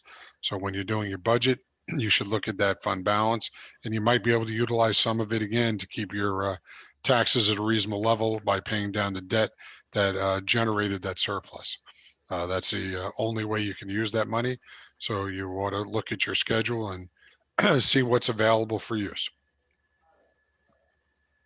And basically that's it. That's a quick synopsis of what happened last year. Again, I really appreciate all the effort that was put in by the manager and the treasurer's office to accommodate us. I know it was a difficult time for everybody, and to have people looking over your shoulder wasn't very pleasurable, but as always, your team is extremely professional and really addressed all of our needs and concerns as we went along. So I do appreciate that. If anybody has any questions, I'd be more than happy to try to answer them. Anybody on the board? Could you stop sharing the screen if you can? Oh, sure. I'm sorry. Sorry, no problem. Quick request. First of all, thank you, Colleen and Chris. A very clear explanation. It's good to see you in person every year, but I think you've really been, very, very clear. And I just want to ask you, please send us just those slides, because we do have the paper copy of the financials and they're on our website. Mm-hmm. That 5-year comparison is very helpful. We used it in the budget season, and It's going to be very relevant this year. So please send Augie that presentation so he can forward it to us and make it available on the website. I believe Colleen sent it over this morning. I have it already, and I'll put it on the website. Sorry? Okay. Victor, I have a copy already, and I'll put it on the website. Okay, thank you, Augie. Right, I have no real questions, because you've answered and even anticipated some issues, and of course next year is going to be different. But as you said, our fund balance has helped us. We've already used $1.3 million plus the 600, so that's what it was there for, and it can also on the financing on those 6 figures on sewer infrastructure, we're on it. So you anticipated actually my question. So thank you. Thank you. We have a member of the budget committee with his hand up. Mr. Tippett? Oh, there he is. Glenn, unmute yourself. Go ahead, Glenn. Yes. Good evening. Happy New Year, everybody. I did see the online copy that's available to the public. I think it says click here at the end of where the presentation line is, so you can download it to your computer. I had actually emailed the rest of the budget committee that it was available to look at it. Just a quick question. I believe at this point in time, we have approximately $43 million in bonds already on the village. Is that true? Let me check. About 42.2 million. Very good. Okay. And our limit would be 83 million according to state statute based on the value of our real estate. Constitutional tax limit is My 255 question million. is, we have by state mandate, federal mandate, a large liability coming up that will probably have to be bonded under our water fund. Is that obligation counted against the village bond fund, or would that be considered separate because the water bills are paid for separate? In other words, if we had to bond $20 million for a water filtration plant, would that $20 million be added to the 42 million, meaning we had $62 million worth of obligations, or would those obligations be considered separate because it's directly connected to our water use? Before they answer that question, Augie wanted to correct something. Augie, say that again. So our debt limit is not 86,000, Glenn. 83 million, I'm sorry. 83 million. Our constitutional tax limit is somewhere in the ballpark of 255 million. Now, with that clarification, to answer Mr. Tippett's question, if we had to bond 20 million for a filtration plant, which I don't think that's the cost, would that go against our debt limit because it's a separate fund, the water fund? Well, yes. It would go against our debt limit that if for the water filtration plant. And currently the water filtration plant, it's in the ballpark of 90 million. That will be breaking up 50% the town of Amerenik, roughly 25 Harrison, 25 the village. Correct. I think what Glenn is asking, Chris, is if we hit bond 25 million, does that come under the maximum that, reduce the maximum amount that we can borrow? I think Augie just attempted to answer that, and there are certain exemptions for water and sewer. I would check with your legal counsel to see if this is an exemption. But the $20 million, to use that number, would be added to the 42 and show up on the village's books as debt of the village. But there is exemptions in the law for certain types of debt that can be exempted from your limit. So your legal counsel should answer that question. Just to clarify, that debt would be recouped from the water charges and not taxes. Okay, thank you, Glenn. So Chris, Mike, I'm sorry, Glenn, are you done? Yes. Chris, I have a couple questions. Sure. You indicated that we have a large debt capacity and that we should consider borrowing. Did I understand you correctly that we should consider borrowing now for different expenditures that are anticipated? No, number one, I didn't indicate anything about your debt capacity. That's not in our report. That was brought up by the gentleman that asked the question in Augie. Okay. All I said was that currently your capital project fund has been advanced money from the general and water fund to the tune of about $10 million. And that money eventually is going to have to be borrowed anyway to pay back your general fund and your water fund or sewer fund, wherever it came from. And with interest rates so low, I just think it's something that you should talk to your fiscal advisor about and see if it's the right time to enter the market. Okay. So in all of the work that you've done over the years, and particularly this year, what other recommendations would you have that where we could do things better and we could, well, let's stop there. Well, I mean, to be perfectly honest, the village does a very good job with its records. I mean, I'll start with that. We come in as the auditors, and we really are testing transactions more so than doing an analysis of where you could save money. That's not the purpose of an audit. But I mean, I think that the finance office, treasurer's office, is using automation as much as it can. It stages it in, and they're doing a good job of moving forward. I think the areas that we all look at from our point of view is shared services with other municipalities. We're all very close knit, and for example, where I came from, we had a sewer system. We were a small town, and instead of us buying our own cameras to scope the pipes, we were able to make arrangements to lease this equipment from the other municipalities that could afford it. And I think you do that already. I think you look into these options of sharing. There's no secret here. I mean, you guys, you came in almost 3 million under budget. It's hard for me to give many suggestions when you come in 3 million under budget on your expenditures in the time of COVID. No, I understand that. And I think Augie does an exemplary job in his staff. Do not misunderstand me.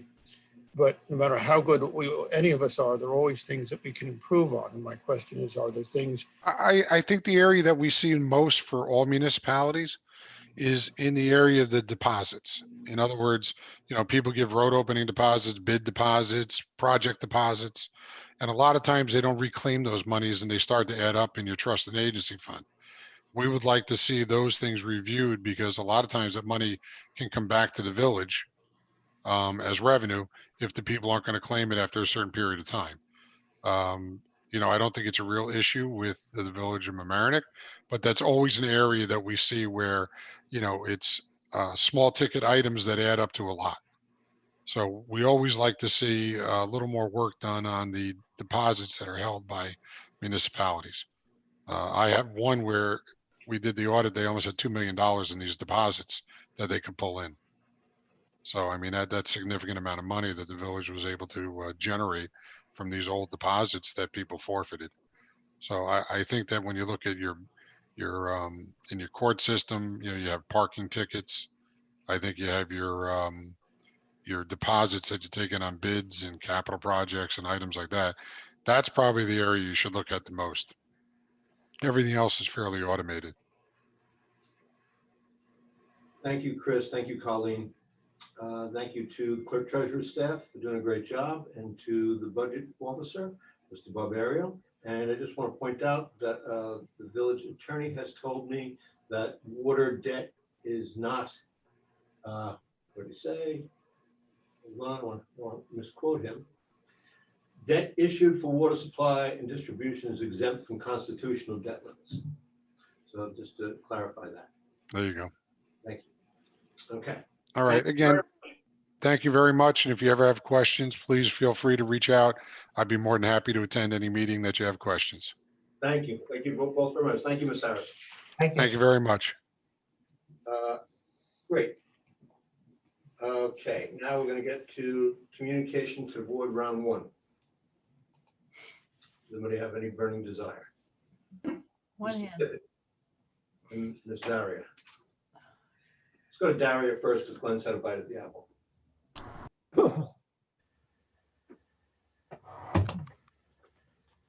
5 minutes? Yeah, 5 minutes. Go ahead, Ms. Daria. Can you hear me? Yes, ma'am.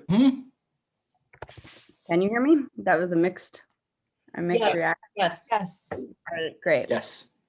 Hello, everyone. I know it's a little late, but I wanted to wish you all Happy New Year. Thank you. Because this is the first meeting since. And I wanted to ask you about the AVC Properties lawsuit. Because concerned citizens have now asked over several meetings what the AVC Properties lawsuit is that has cost us taxpayers over $100,000 for someone to build 3 houses. So I have 2 questions. Excuse me. The first is, why can't you tell us exactly what this lawsuit is? And the second is, have you tried to negotiate with the other side? You have another statement? I believe I've tried to answer these questions before, but if you have another statement about this. If I have another statement? I'm not going to discuss ongoing litigation like that. Okay, well then, those were my questions. Thank you, ma'am. Do Glenn. Glenn, unmute yourself. Good evening. Happy New Year to each and every one of us. I hope you remember me because it's been a while. To touch on the point, the reason I was asking about the limit on our bond borrowing is it's a pretty comprehensive report. We've got about $43 million right now, which doesn't include what was already encumbered, which was about 10 million. That would, if you actually bonded that, that would put you around 52 million. Our limit is 83 million. It will go up because it's based on a percentage of the overall property value here in the village of Mamaroneck. This year, let me finish. This year, we've already put out to bid 5 million in sewer, which we are getting $1 million back. And we still have the liability over the next 5 years of the water, which is approximately 27 million minus whatever grants and everything else we get. So I think it would behoove our legal staff to see exactly which bonds might not fall under that cap, because without that, within 5 years, you're going to be at the $80 million cap. Glenn, I just got to interrupt you there for a point of fact. Augie talked about this, maybe you didn't hear him. Our debt limit is not 80 million, it's 255 million. And the attorney has also said that debt issued for water supply and distribution is exempt from constitutional debt limit. I just want to, I don't want to stifle you, but I just want to get us all on the same factual page. Okay, I just wanted to make sure that. The other one is that your legal this year, you have about approximately $120,000, $130,000 left, but you owe $100,000 worth of salaries up until June 1st. So you might want to look at taking some of the money you have tucked away from the planning board for the, you got about $200,000. I would assume that's for the Hampshire lawsuit, and you might have to move it to legal. The other one is you have a removal for snow removal for overtime for the leaf. I understand it's probably because it's the same workers, but you're probably better off taking it out of the traffic bureau, because their budget expenditures aren't going to be there because they're based on a percentage of parking tickets, and we haven't done the parking tickets, so they got $70,000 and they probably spent about $5,000 of it. You got at least $30,000 there. I wouldn't be taking money out of the snow removal budget on January 11th. Let's see how the snow winds up going to January 10th.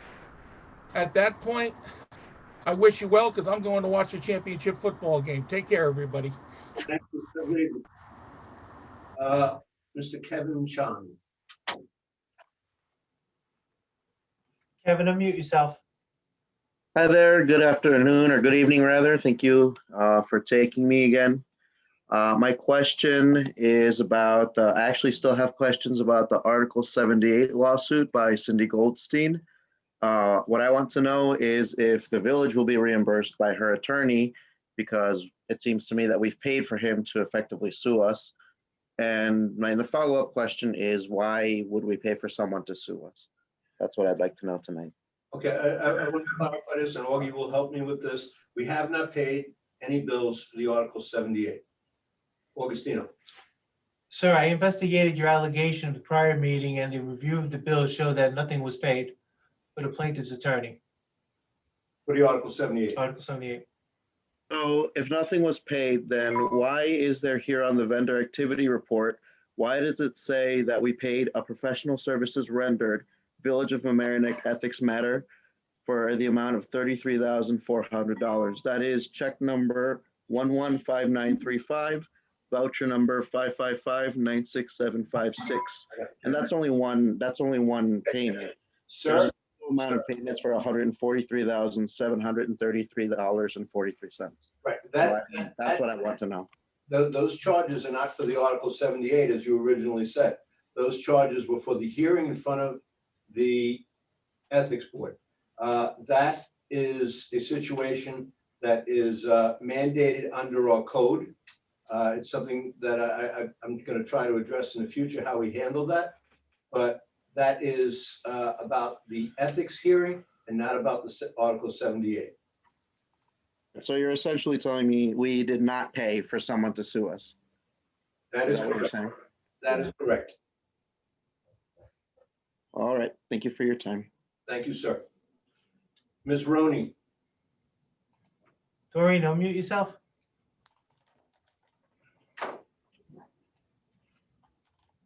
Doreen, you're muted. You look to be unmuted now. I'm using a phone now. Sorry, guys. Okay, go ahead. Two things. One of them is I'm off the Harbor Coastal Zone Management Commission, but as a commissioner, and now that I'm off, I've noticed that a lot of things are falling through the cracks where maybe they should go to the Harbor Coastal Zone Management Commission. I have a question. In your December meeting, I can't remember which it was, there were only two, there was something dealing with the property at the beginning of the harbor, and it seems as if the people of the state of New York sort of took that property, and it seems to be going to be utilized for some type of work on the US 1 bridge. Am I correct in understanding that? Basically, yes. Was there an agreement made with the village and the DOT to utilize that property? Yes, yeah, there were. It's a temporary construction easement. Right, so there was an agreement made with the village board of trustees to be utilized? Excuse me? Yes. Hello? Yes. And did that go through the seeker and consistency process yet?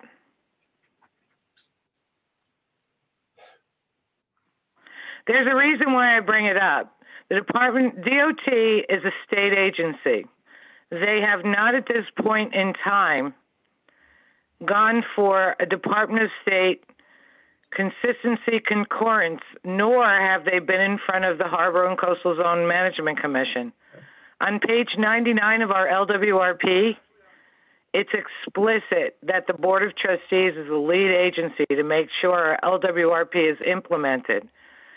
And from what I've learned over 6 years and previous to that, if you look at policy 1 of our LWRP, it explicitly talks about that property, and it's only to be utilized for water-dependent use, as well as it's the only area in the village for revitalization. So I don't know what's going to happen when the DOT goes for consistency concurrence with the Department of State, which they will have to. But at this point, I'm going to recommend, as I've been on the commission for 6 years and worked with the Department of State to understand things previous to that, that you notify the DOT that it's not consistent with our policy 1 of our LWRP and try to figure out what you can do to undo what has been done. Mr. Sonoff, did you want to talk to this? Yeah, so the item that the board considered, I think it was in November or December last year, was uh, the amount to be paid to the village for the temporary easements that they require for the project. I think it was between the two, it was something about $55,000. There's easement on both sides of the bridge for temporary work areas. I know that, we did send a letter to the DOT in October, or November last year, asking the process about when they were going to come back to the village, specifically the HCZM, to talk about the project. I think any consistency that's been done to this point has dealt with the use of federal money for the project. There were some similar requests that I forwarded to the HCZM for CDBG projects that were considered in December last year. But as far as what was agreed to by the village was the amount of money to be, the value of the easements that will be needed as part of the project. Thank you, Dan. So is this an easement for the actual bridge, or is it a temporary work easement for them to stage things? It's a temporary work easement. It's not a permanent easement. The state doesn't really do easements for their bridges. They'll just acquire property. So it's a temporary work easement. So this is an acquisition of property that they will hold forever? No, No, it's a temporary work easement. The word temporary. Where is the they're going to important- temporary. What? Not Well, permanent. my point temporary. is why would you want to stage equipment and allow something on top of a water body? And if you look at policy 1 of our LWRP, it's explicit. It's only to be used for water dependent uses, not for staging. Right. A bridge isn't a water dependent use. I don't know what is. The 5 minutes is up. We're done. Thank you very much. We'll have our attorney look at this. Thank you. Gisela Mariquin. Hi, happy New Year to you all. I'm just calling as, first of all, I appreciate the presentation by the auditor today. Happy to hear that from their perspective, things look good. So I think I'm curious around the consequences of litigation, ongoing litigation on the village and our finances. And so wondering, if there has been any attempt from the village to try to settle any of these suits and save us some money for these ongoing litigation, and just if you can give us some insight around that. Well, as I said before, I'm not going to talk litigation strategy, but you'll feel free to reach out to the folks who are suing us and asking them to drop the case. That would be great. Great. Thank you. All right. Going on to public hearings. First PLL public hearing is with our planning and zoning board members. I need a motion. So moved. Need a second. Second. This is the scheduled referendum. We've already adopted Second. the law. Yes, second. Augustino call. Trustees Lucas, Yes. Winthrop, Yes. Natchez, Yes. DeFour, Yes. Mayor Murphy. So what we're doing tonight is we are setting a referendum. The referendum will be at the next general election, which is November, I'm sure it says it in here, first Tuesday in November of 2021. Right? Right. 2nd of November, 2021, which is the first Tuesday. Okay. Does anybody have any questions or concerns? Okay. Nobody in the audience has their hand up. Need a motion to close the public hearing. Mayor, Yeah, This is just, we're actually we need to adopt the law. Did we adopt the law already? no, Because we modified the law a month ago Oh, boy. to allow, I know, it's been a long process. We modified the law a month ago to allow the Board of Trustees to choose to delegate someone to conduct a hearing for us, not to make the determination, but to conduct the That was hearing. my suggestion, and I thought we adopted that already. Okay, you're right, you're right. So does anybody have any questions or concerns about the law itself? Move approval. Does anybody else have any in the audience? Okay, what we need is a movement to close the public hearing. Dan moved. Oh, Dan, you want to close the public hearing? I think what we're doing is by adopting this local law, we have to automatically with it schedule I don't know if there has to be a resolution. It is in the Yeah, resolution. it is. There's different, okay, so I move that we close the public hearing. I'll second. Augie, call roll. trustees Lucas, Yes. Winstrup, Yes. Natchez, Yes. DeFour, Yes. Mayor Murphy. Aye. Okay, now we have to move adoption. So moved. Somebody want to Second. second? Nora seconded? Yes. Augie, call roll. Trustees Lucas, Yes. Winstrup, Yes. Natchez, Yes. DeFour, Yes. Mayor Murphy. Aye. Okay, there you go. Thus make it the law. Okay, the next item on the agenda is item 2A, a resolution authorizing budget transfers for overtime in the rec department. No, we have to schedule the referendum. I thought we did that. I thought it was in the same resolution. No, I think there's a I second. don't think so. There's only one public hearing. Yeah, you don't need a public hearing though on the resolution to submit the referendum. I see two different resolutions. Yeah. Yeah. We have a There's only resolution. one public hearing. All right. So there's a resolution to submit local law 5 of 2020 adopted by the Board of Trustees on, it says December 14th, but it should say January 11th. It says schedule referendum or is adopted. All right. For the approval of the electors of the Village of Mamaroneck. We just have to make sure the dates are correct because we thought we were doing this in December. This resolution says that at the general election on the second day of November. Okay, that's right. All right, so we need a motion to adopt the resolution. So moved with the changing of the date of December 14th, 2020 to read January 11th, 2021, both in the title and in the text. And also in paragraph, the second paragraph from the bottom on page 1. Right. That's what Kelly said. Okay. We have a motion? I did move that. Second. Augie, please call roll. Trustees Lucas, Yes. Winstrup, Yes. Natchez, Yes. DeFour, Yes. Mayor Murphy. Aye. Okay. Thank you. Next item on the agenda is 2A.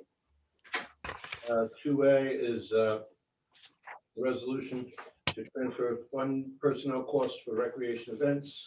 So this is transferring money from softball fund, the kids cooking class, the adult fitness class, ends up to $8,000 to rec administration. Jerry, this went over because of we had more events than we were going to have. No, there's a few items. One of them was the holiday event. The other is the farmer's market. There was very little overtime for the US Open. But this is the recreation supervisor asked to move money from one account into another account, which of course has to come to the board for approval. Okay. And just to point out the Christmas spectacular down in the harbor was amazing. They did an excellent job. Yeah. And all the work that they did for it really sets it up to do it easily again in subsequent years. Somebody want to make this motion? So moved. Second. Augie, will you call the roll? Trustees Lucas, Yes. Winstrup, Yes. Natchez, Yes. the four, Yes. Mayor Murphy? Aye. Okay, thank you. Okay, the last is snow removal labor is going to traffic control OT and leaf removal OT. Mhm. Jerry, you're pretty confident that we'll be okay in the snow removal department as was, I'm confident as well as Mayor, these requests come directly from the department head. And so he's confident as well. Because snow removal labor was something we didn't touch in last year's budget. okay, great. Great. Anybody have any questions or concerns? I'll make the motion. Second. Trustees Lucas, Yes. Winstrup, Yes. Natchez, Natchez? You're muted, Dan. Yes. the four, Yes. Mayor Murphy? Aye. Okay, thank you. Mayor, 1 second. At this point, I need to go out for an emergency, so I'll bail out. I'll try to listen in, but I think you now can proceed without me for a Okay. while. Okay. Okay, I hope everything works out. God bless. Thank you. Yeah. All right. Thanks. The next item is the order of the bills. The number tonight is $597,366.23. Any questions or concerns? Okay, I had one on page 5. The bill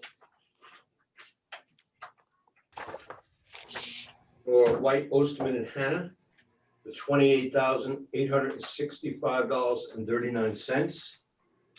This is almost all when we hired them to be co-counsel on the Hampshire litigation.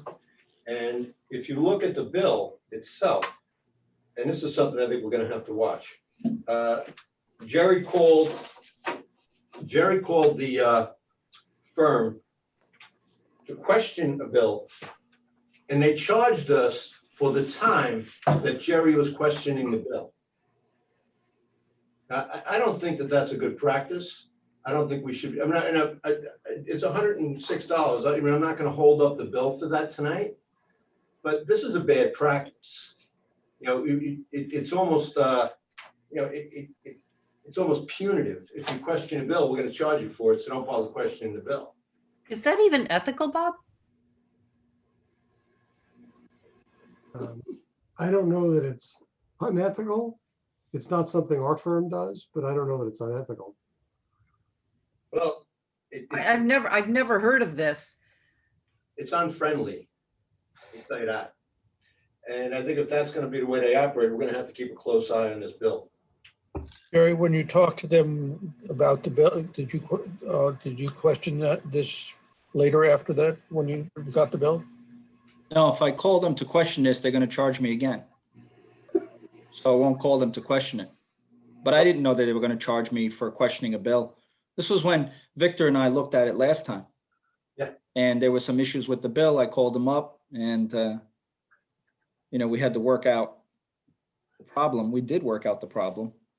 I saved more than $106, but they charged us for it. This is, Well, we had a firm also that billed us for doing their invoices. And we stopped that practice. So I guess we have to figure out how to check on that. just tell them how to pay this in the future. Jerry, would you be comfortable just sending them an email saying, in the future, we're not going to pay you to discuss your bill with you? Sure, comfortable. No problem. You'd be delighted.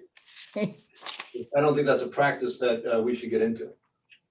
Okay, that's the only question I had. Anybody else have any questions?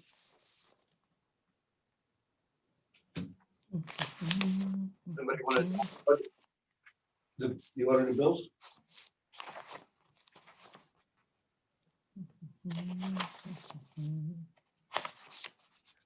You want to pay anybody? You looking for a motion, Tom? So moved. So moved. Thank you.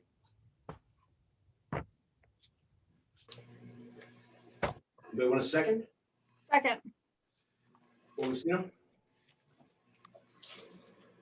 Trustees Lucas, yes. Winthrop, Yes. Natchez, Yes. Mayor Murphy, Aye. Thank you.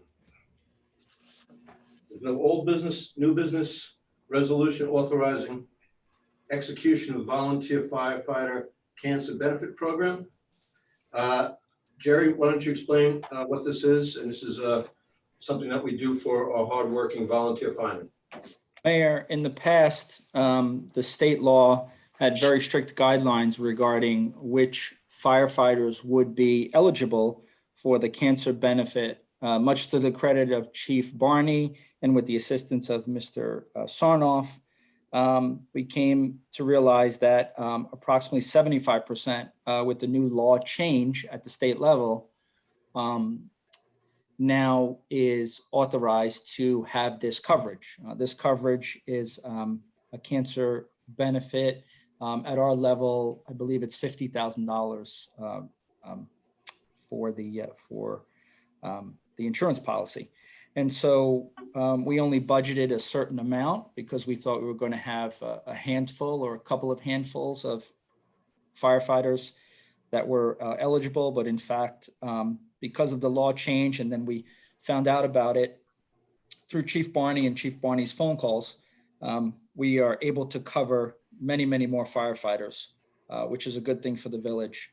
It still comes down to a couple of $100 per firefighter per insurance, per policy, but still we need to move money from the general fund into contract services at the firefighters of about $22,500. Okay. Anybody have questions or concerns? No, I move that we do this. I think that's, I thank Chief Barney for figuring this out. I'll second. Okay, Augie, cool? Trustees Lucas, Yes. Winthrop, Yes. Natchez, Yes. Mayor Murphy, Aye, and thank you, as Nora pointed out, to Chief Barney for working on this and for all our firefighters for everything they do. Resolution scheduling a public hearing, amending chapters 326 to 329, permanent parking areas established, and 347 fees of the Village of Mamaroneck. Augie, why don't you explain this to the folks at home? absolutely, Mayor.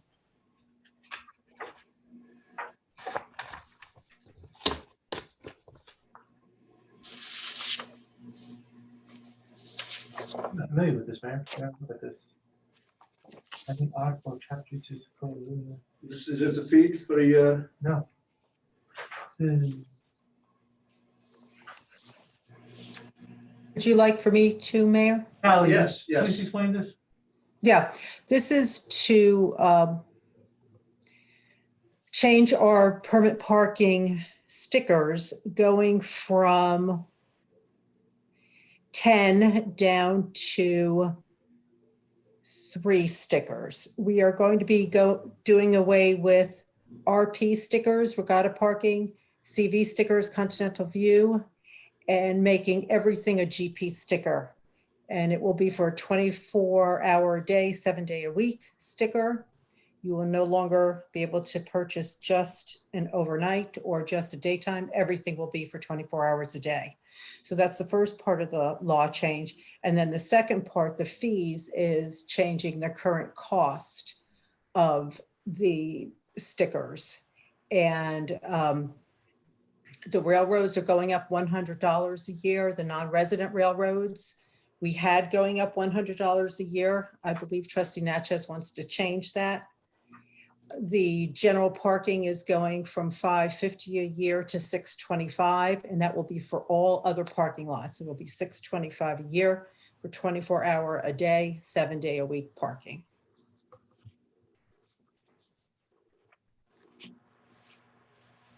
That's what I got for you guys. Mayor.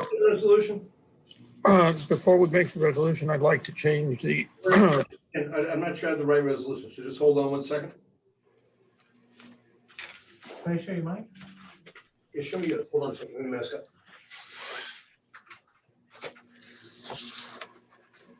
This is just to schedule the public hearing, Mayor.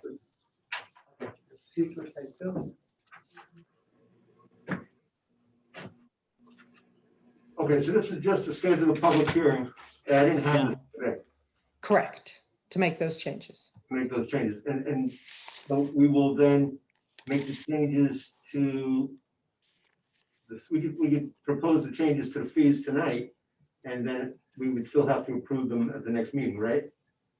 You'd have to do it at the public hearing. That is correct. If the public hearing would state whatever the fees are, and I'm suggesting we change the non-resident fees by an additional $100. Okay, so non-resident, this would be, just to clarify, this would be non-resident railroad fee. That is correct, which still would be below most other communities. Right, okay. The fees are located in appendix of the code. The appendix can be updated by resolution. So that's why we can have a resolution at the next meeting with the Okay. per trustee Natchez request. At the next meeting, have a resolution to increase the fees, the same for GP as you have now, non-resident parking for railroads at $100. Does that make sense? Yes. Okay. And then that would, we don't have to vote on that. We'll vote on that at the meeting. Okay, but that's what will be in the resolution.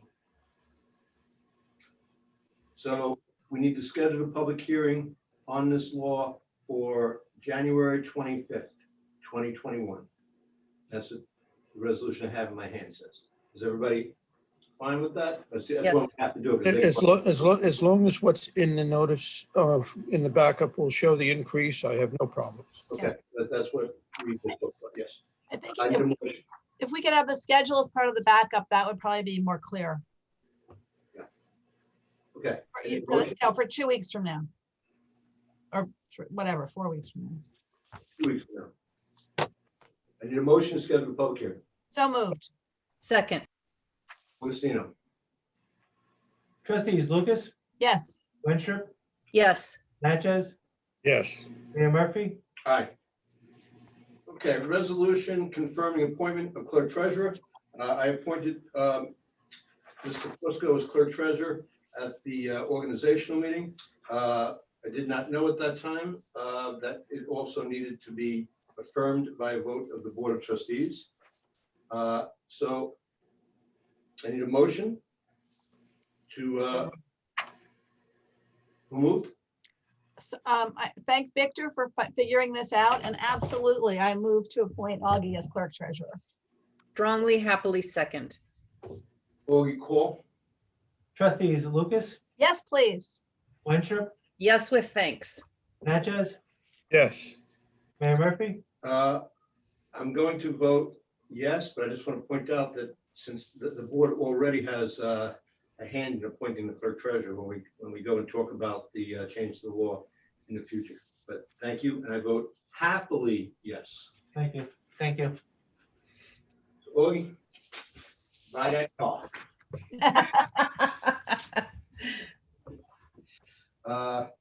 Resolution authorizing purchase of snow plows for new park trucks. So we bought a couple of new pickups for the parks. The ones that they had were rusting out, but we need snow plows for them because the Parks Department does a lot of plowing. They plow obviously the parks and they plow the parking lots. So this is to put plows on those trucks. Is that in sum and substance what it is, Jerry? Yes. Yes, sir. Yes, sir. Okay, and for two trucks, it'll be $11,230. Each plow is $5,615. Installed. Yep, installed with hydraulics and all, right? Yep. Mhm. Okay, I need a motion. So moved. I need a second. Second. Mr. Fusco. Trustees Lucas, Yes. Winstrup, Yes. Natchez, Yes. Mayor Murphy. Aye. The next item on the agenda is communication to board item 2. I see no hands up. Oh, one, Glenn. Glenn. All right, Glenn. Yeah, a couple of items. I know that you're studying about savings with closing our village court and moving it. I'd just like to point out the difference between our situation and Portchester is Portchester surrounds where the Rye Court is. It's in Rye. We have two different towns. So I really can't see where your savings are, where any police officer who gives a ticket in Rye Neck would have to go to the town of Rye, and any police officer who gives a ticket on this side of the river in the village of Mamaroneck would have to go to the town court. And if you have a police officer who happens to patrol Boston Post Road, he might have to go to both courts. I don't know what the parking situation is up in Rye Portchester, where the courthouse is. At the very least, you're talking about a half an hour back and forth for our police officers to travel back and forth and our residents to travel back and forth. Your other problem is usually what you try to do is cluster cases for a police officer. That doesn't necessarily mean everybody's going to come on time for a police officer.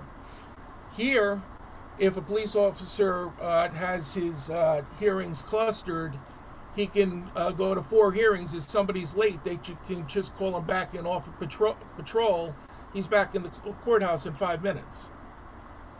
So you'd have to calculate the volume of time that you're talking about sending police officers up to Rye Portchester, and the convenience of your own residents who now have to spend a half an hour traveling. And again, I don't know what the parking situation around the courthouse is up in Rye to do that. The other thing is, I had asked about how many lawsuits are currently pending against the village. I will repeat, with today's bills, you have approximately $120,000, $130,000 left in your budget with 5 months to go. And you are encumbered $60,000 for your village attorney, $30,000 for your land use attorneys, and $10,000 for your village prosecutor. That's $100,000 out of that money. You do have $200,000 under planning. I would assume some of that money would be to defend against Hampshire. You might want to move 100,000 of it, and then if the snow season isn't bad, you could always put money back into Hampshire. But as of the next meeting, outside of Bob and your other bills, if you have $30,000 worth of other bills, that's it. You're finished on that line. The other thing I was asking about is the lawsuits. Is I know we have one certiorari case open left in the town of Rye. Director Boatyard, it's currently in court. We have 3 years. We have 2011 through 2013 available on their website. And basically they're suing for 10 years.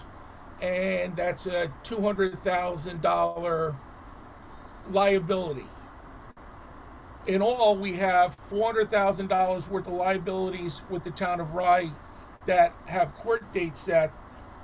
The other 3 lawsuits are totally covered by the town because of the dates. And you have $800,000 total in certiorarities filed in Rye Neck. I have foiled to get the amount of lawsuits that we have against us in the town of Mamaroneck. We should know, do we have any lawsuits that we are defending in the town of Mamaroneck for certiorarities? I don't know off the top of my head. I didn't hear. Is that? Do we know that? Yes or no?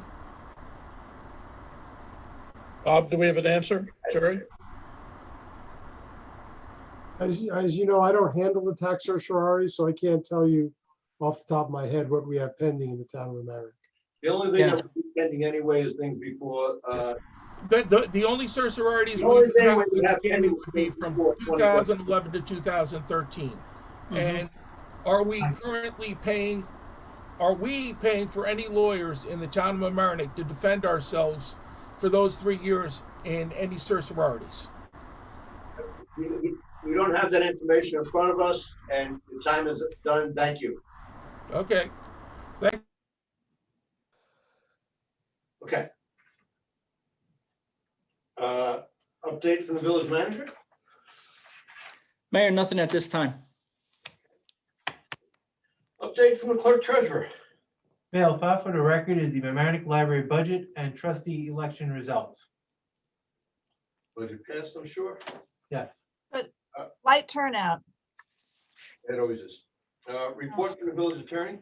really low. Mayor, local law 4 of 2020, which had to do with the fees for affordable housing developments, was filed and became effective on November 10th. The law that limited the fees for all affordable. That's right. Okay. We have before us minutes, commissions, boards, and committees. Minutes of the Board of Trustees special session on November 25th, December 3rd, and December 4th. Work sessions and regular meetings on December 14th. AP and minor items meeting on December 28th, 2020. Minutes of the Board of Architecture review on December 1st, 2020. Minutes of HCZMC meetings on April 15th and May 20th, 2020. Minutes of the Board of Traffic Commissioners on November 10th and December 8th. December 8th, 2020. Minutes of the Arts Council, November 2nd, 2020. Minutes of the Ad Hoc Code Review Committee meeting, October 22nd and October 30th, November 5th and 6th, and December 4, December 9, December 11, December 18, 2020. And minutes from the Police Reform and Reinvention Committee on November 24th and December 3rd, 2020. And we've had many meetings more since then. Okay, that seems to be the end of our program tonight. Thank you all. I wish you all a happy new year, a safe new year. And when we meet again, there will be a new president of the United States after a free and fair election. And we will all work to make sure that he is successful, because as he succeeds, we will all succeed. Thank you all. I need a motion to adjourn. So moved. Second. All in favor? Aye. Aye. Good night. Good night. Good night. Thank you all.